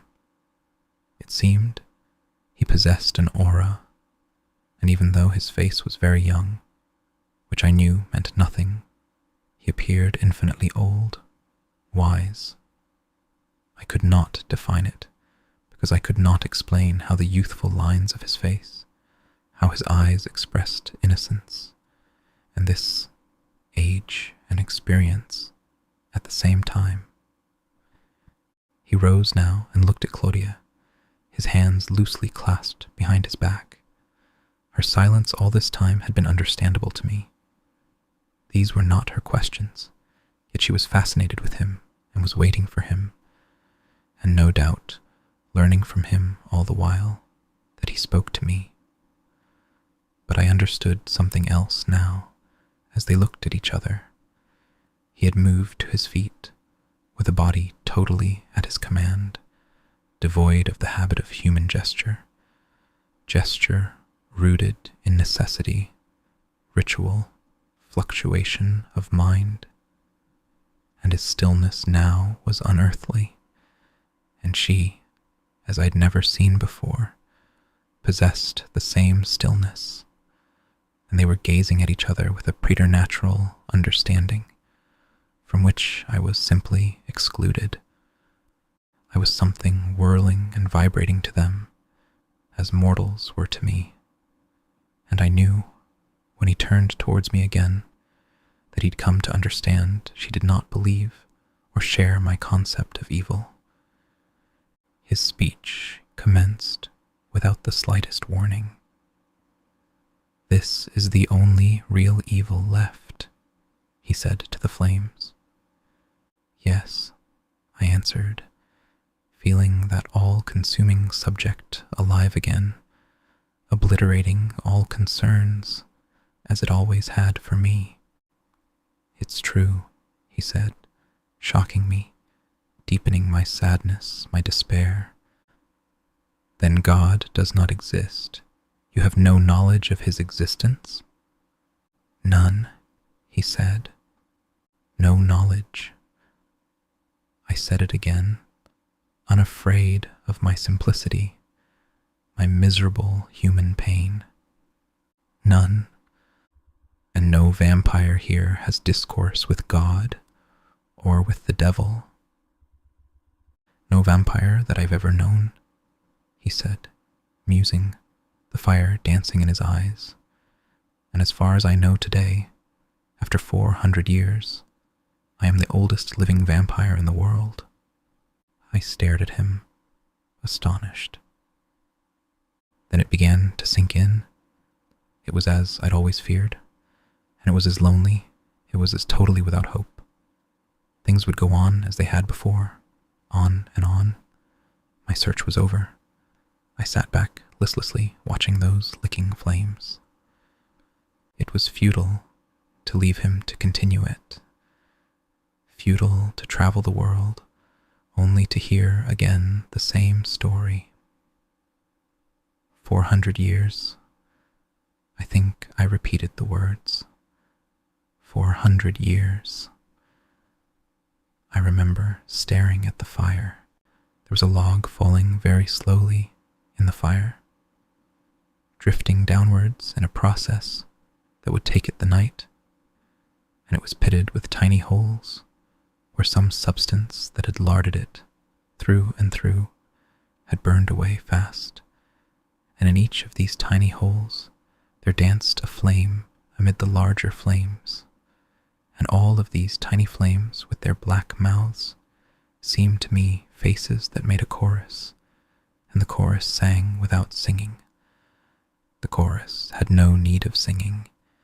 In one breath in the fire, which was continuous, it made its soundless song.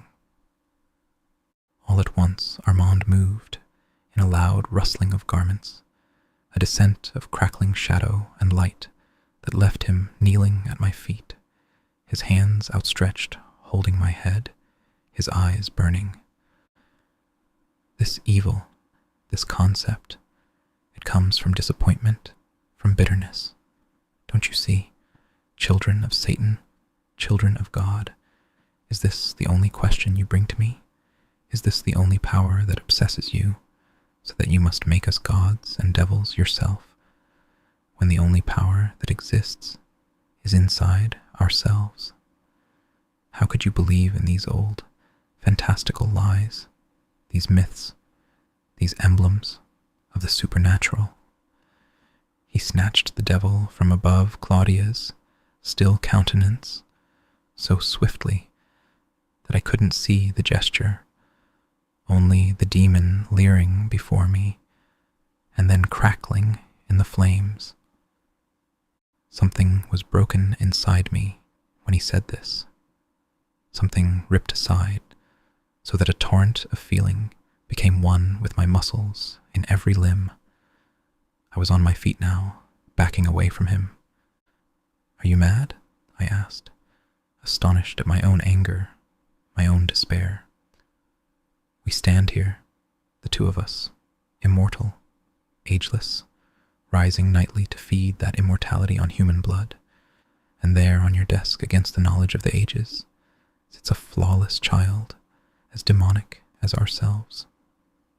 And you ask me how I could believe I would find a meaning in the supernatural. I tell you, after seeing what I have become, I could damn well believe anything, couldn't you? And believing thus, being thus confounded, I can now accept the most fantastical truth of all, that there is no meaning to any of this. I backed towards the door, away from his astonished face, his hand hovering before his lips, the fingers curling to dig into his palm. "Don't. Come back," he whispered. "No, not now. Let me go. Just a while. Let me go. Nothing's changed. It's all the same. Let that sink into me. Just let me go." I looked back before I shut the door. Claudia's face was turned towards me, though she sat as before, her hands clasped on her knee. She made a gesture then, subtle as her smile, which was tinged with the faintest sadness, that I was to go on. It was my desire to escape the theater, then entirely, to find the streets of Paris and wander, letting the vast accumulation of shocks gradually wear away. But as I groped along the stone passage of the lower cellar, I became confused. I was perhaps incapable of exerting my own will. It seemed more than ever absurd to me that Lestat should have died, if in fact he had, and looking back on him, as it seemed I was always doing, I saw him more kindly than before, lost like the rest of us, not the jealous protector of any knowledge he was afraid to share. He knew nothing. There was nothing to know. Only that was not quite the thought that was gradually coming clear to me. hated him for all the wrong reasons. Yes, that was true, but I did not fully understand it yet. Confounded, I found myself sitting finally on those dark steps, the light from the ballroom throwing my own shadow on the rough floor, my hands holding my head, a weariness overcoming me. My mind said, sleep, but more profoundly, my mind said, dream, and yet I made no move to return to the Hotel Saint Gabriel, which seemed a very secure and airy place to me now, a place of subtle and luxurious mortal consolation, where I might lie in a chair of puce velvet, put one foot on an ottoman, and watch the fire lick the marble tile, looking for all the world to myself in the long mirrors, like a thoughtful human. Flee to that, I thought. Flee all that is pulling you. And again came that thought. I have wronged Lestat. I have hated him for all the wrong reasons. I whispered it now, trying to withdraw it from the dark, inarticulate pool of my mind, and the whispering made a scratching sound in the stone vault of the stairs. But then a voice came softly to me on the air, too faint for mortals. How is this so? How did you wrong him? I turned round so sharp that my breath left me. A vampire sat near me, so near as to almost brush my shoulder with the tip of his boot, his legs drawn up close to him, his hands clasped around them. For a moment, I thought my eyes deceived me. It was the trickster vampire whom Armand had called Santiago. Yet nothing in his manner indicated his former self, that devilish, hateful self that I had seen even only a few hours ago when he had reached out for me and Armand had struck him. He was staring at me over his drawn-up knees, his hair disheveled, his mouth slack and without cunning.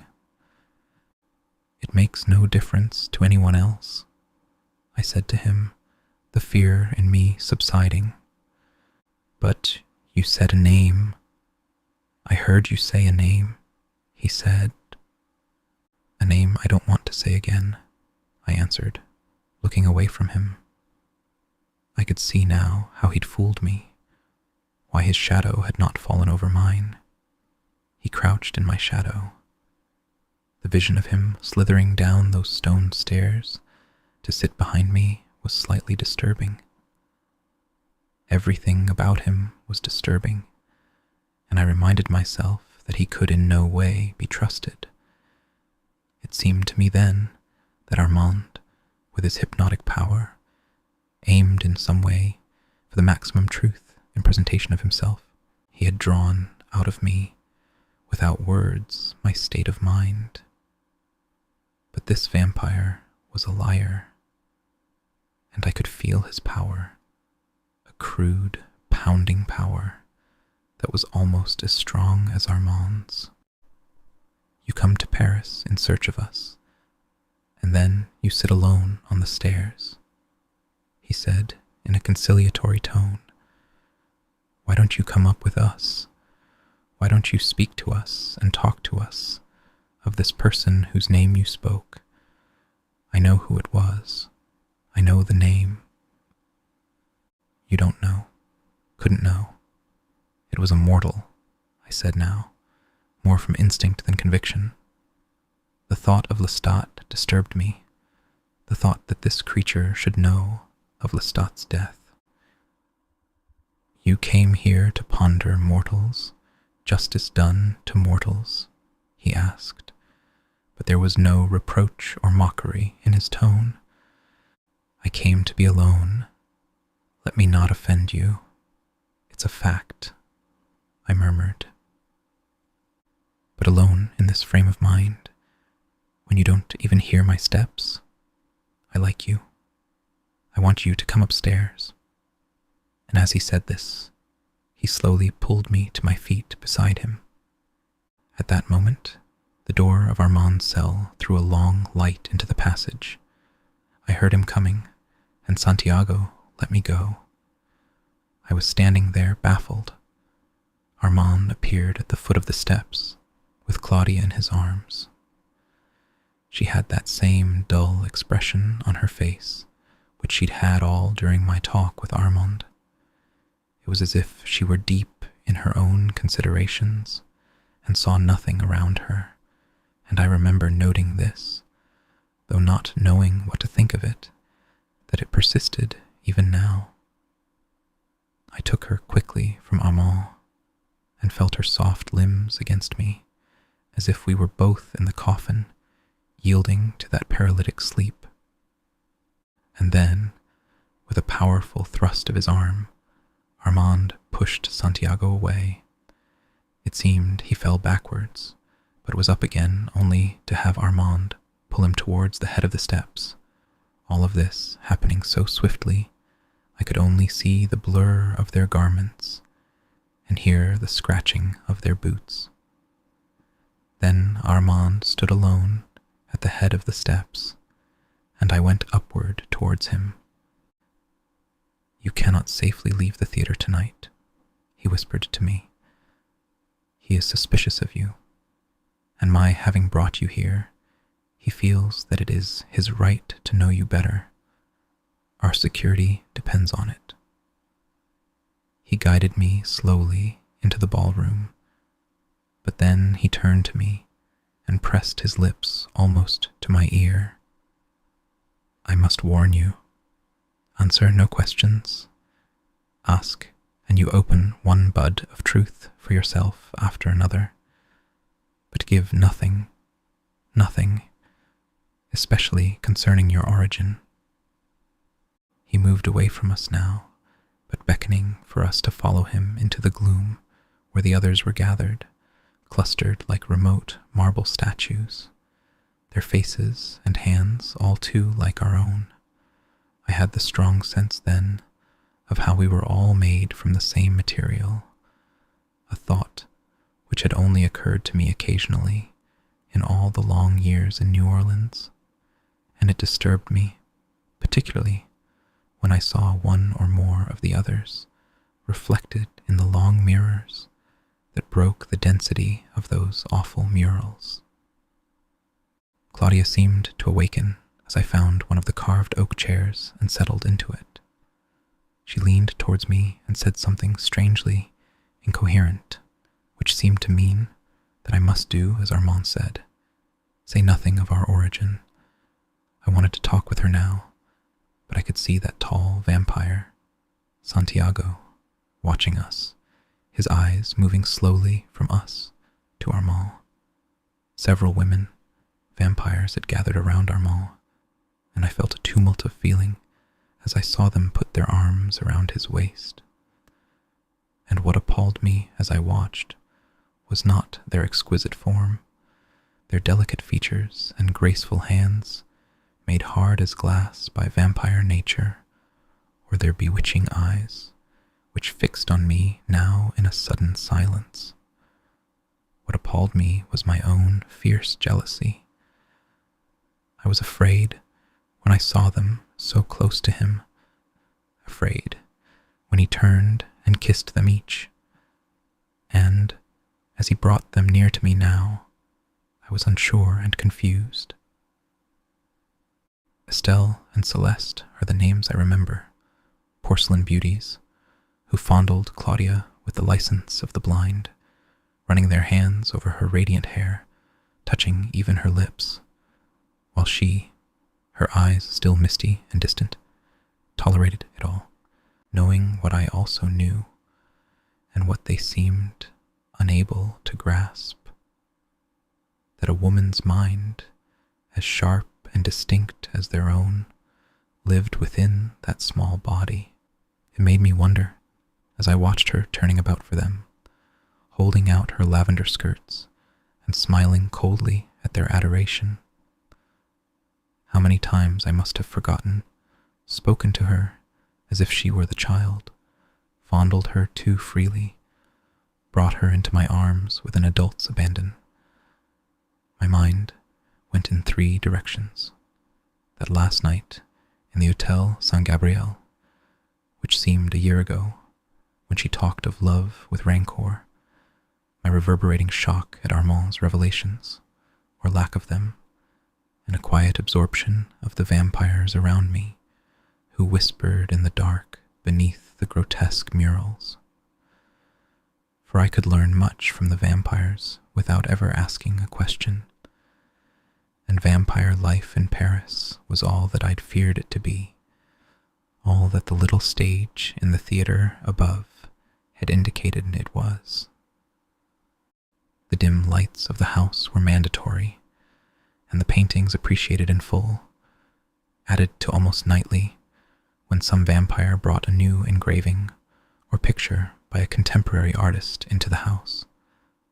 Celeste, with her cold hand on my arm, spoke with contempt of men as the originators of these pictures, and Estelle, who now held Claudia on her lap, emphasized to me, the naive colonial, that vampires had not made such horrors themselves, but merely collected them, confirming over and over that men were capable of far greater evil than vampires.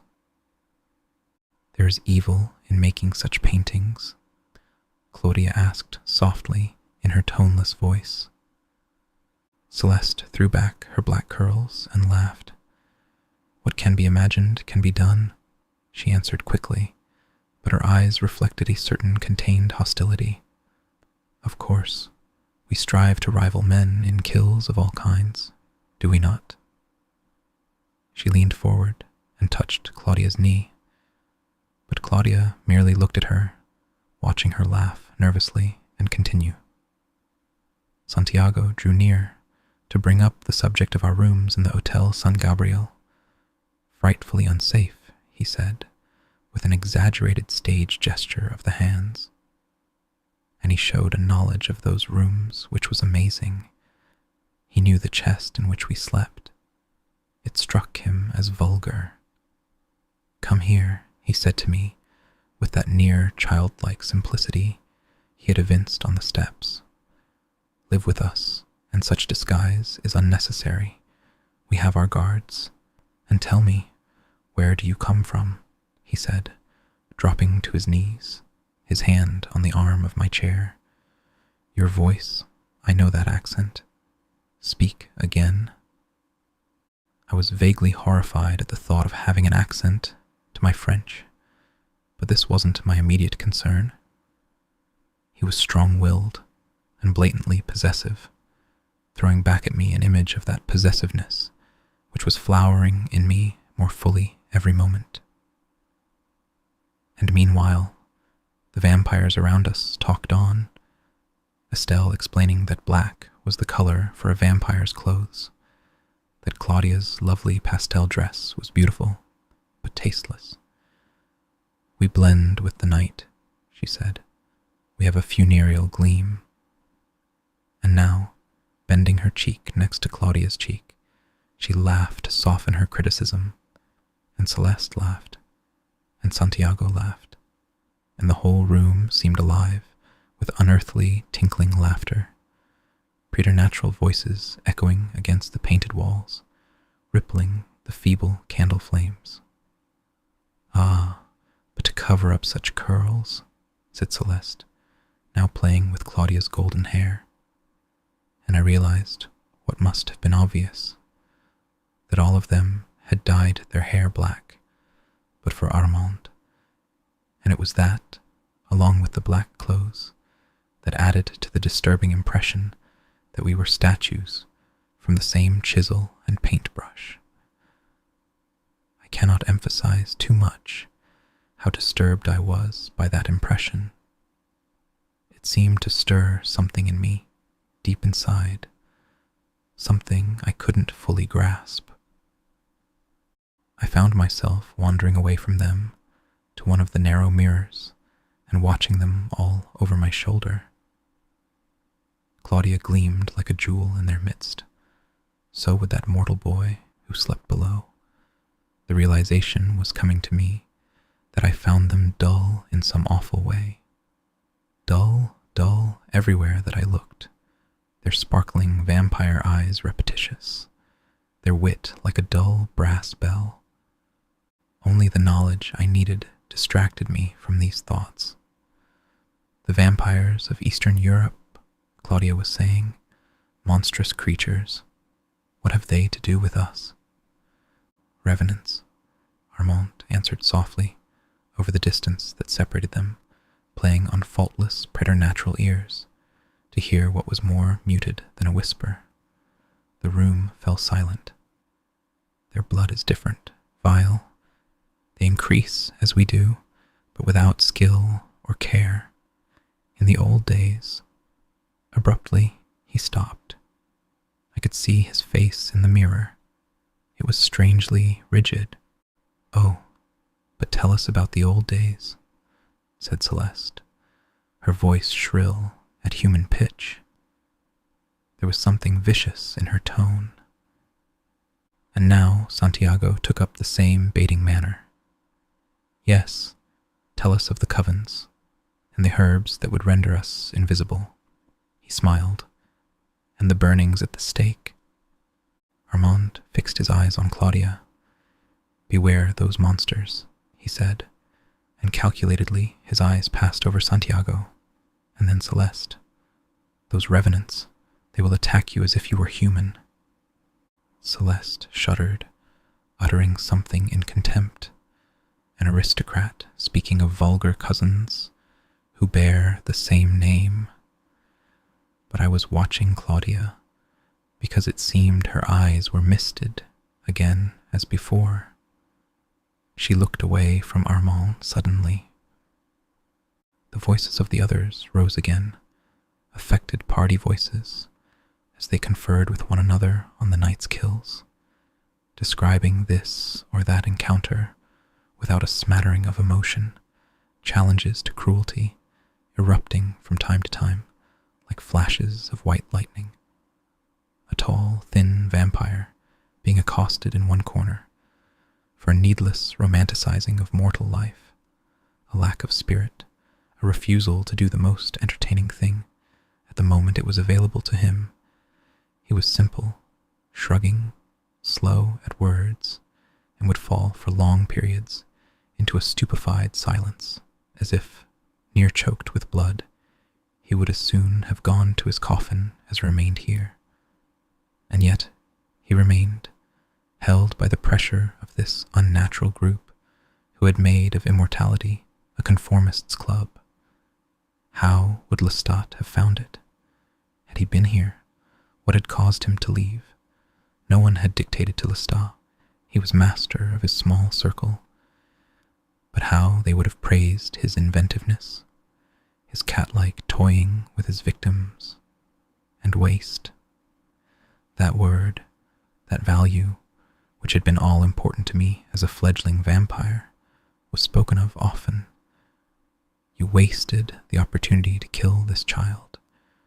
You wasted the opportunity to frighten this poor woman or drive that man to madness, which only a little prestidigitation would have accomplished.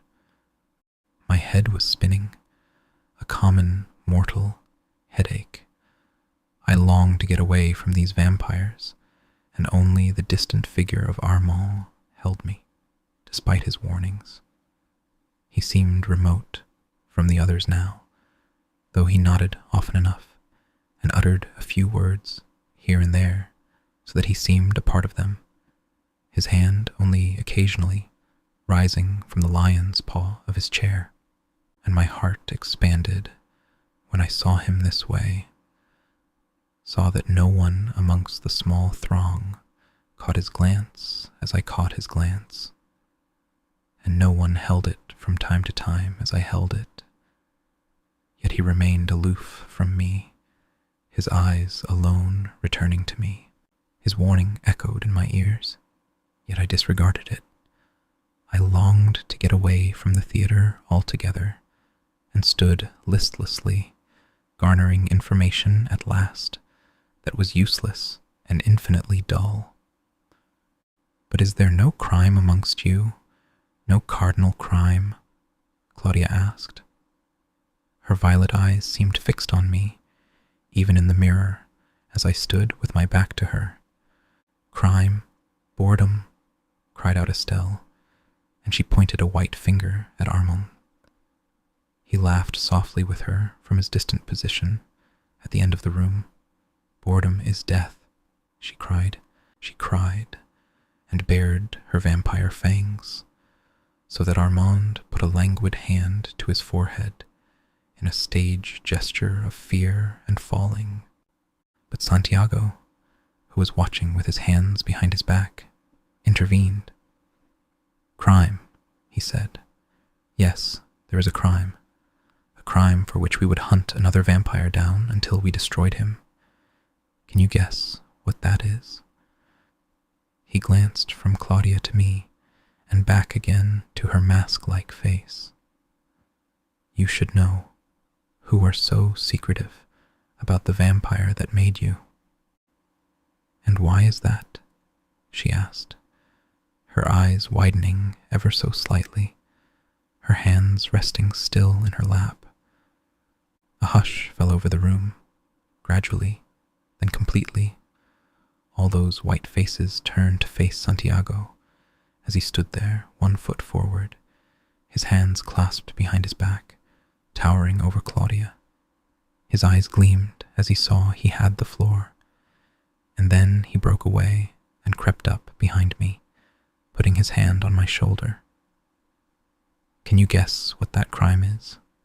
Didn't your vampire master tell you?" And drawing me slowly around with those invading familiar hands, he tapped my heart lightly in time with its quickening pace. "It is the crime that means death to any vampire, anywhere who commits it. It is to kill your own kind." "Ah!" Claudia cried out and lapsed into peals of laughter. She was walking across the floor now, with swirling lavender silk and crisp, resounding steps. Taking my hand, she said, "I was so afraid it was to be born like Venus, out of the foam, as we were. Master Vampire, come, Louis, let's go." She beckoned as she pulled me away. Armand was laughing. Santiago was still, and it was Armand who rose when we reached the door. "You're welcome tomorrow night," he said, "and the night after." And this is where we pause our tale. Thank you for letting me be a part of your journey to the land of sleep. If you've enjoyed our time together, countless other journeys await in previous episodes, ready to accompany you into the realm of dreams. So, as we close the book on our story this evening, I wish you a night filled with serene dreams and restful sleep. Good night, until we meet again in another tale. Rest well.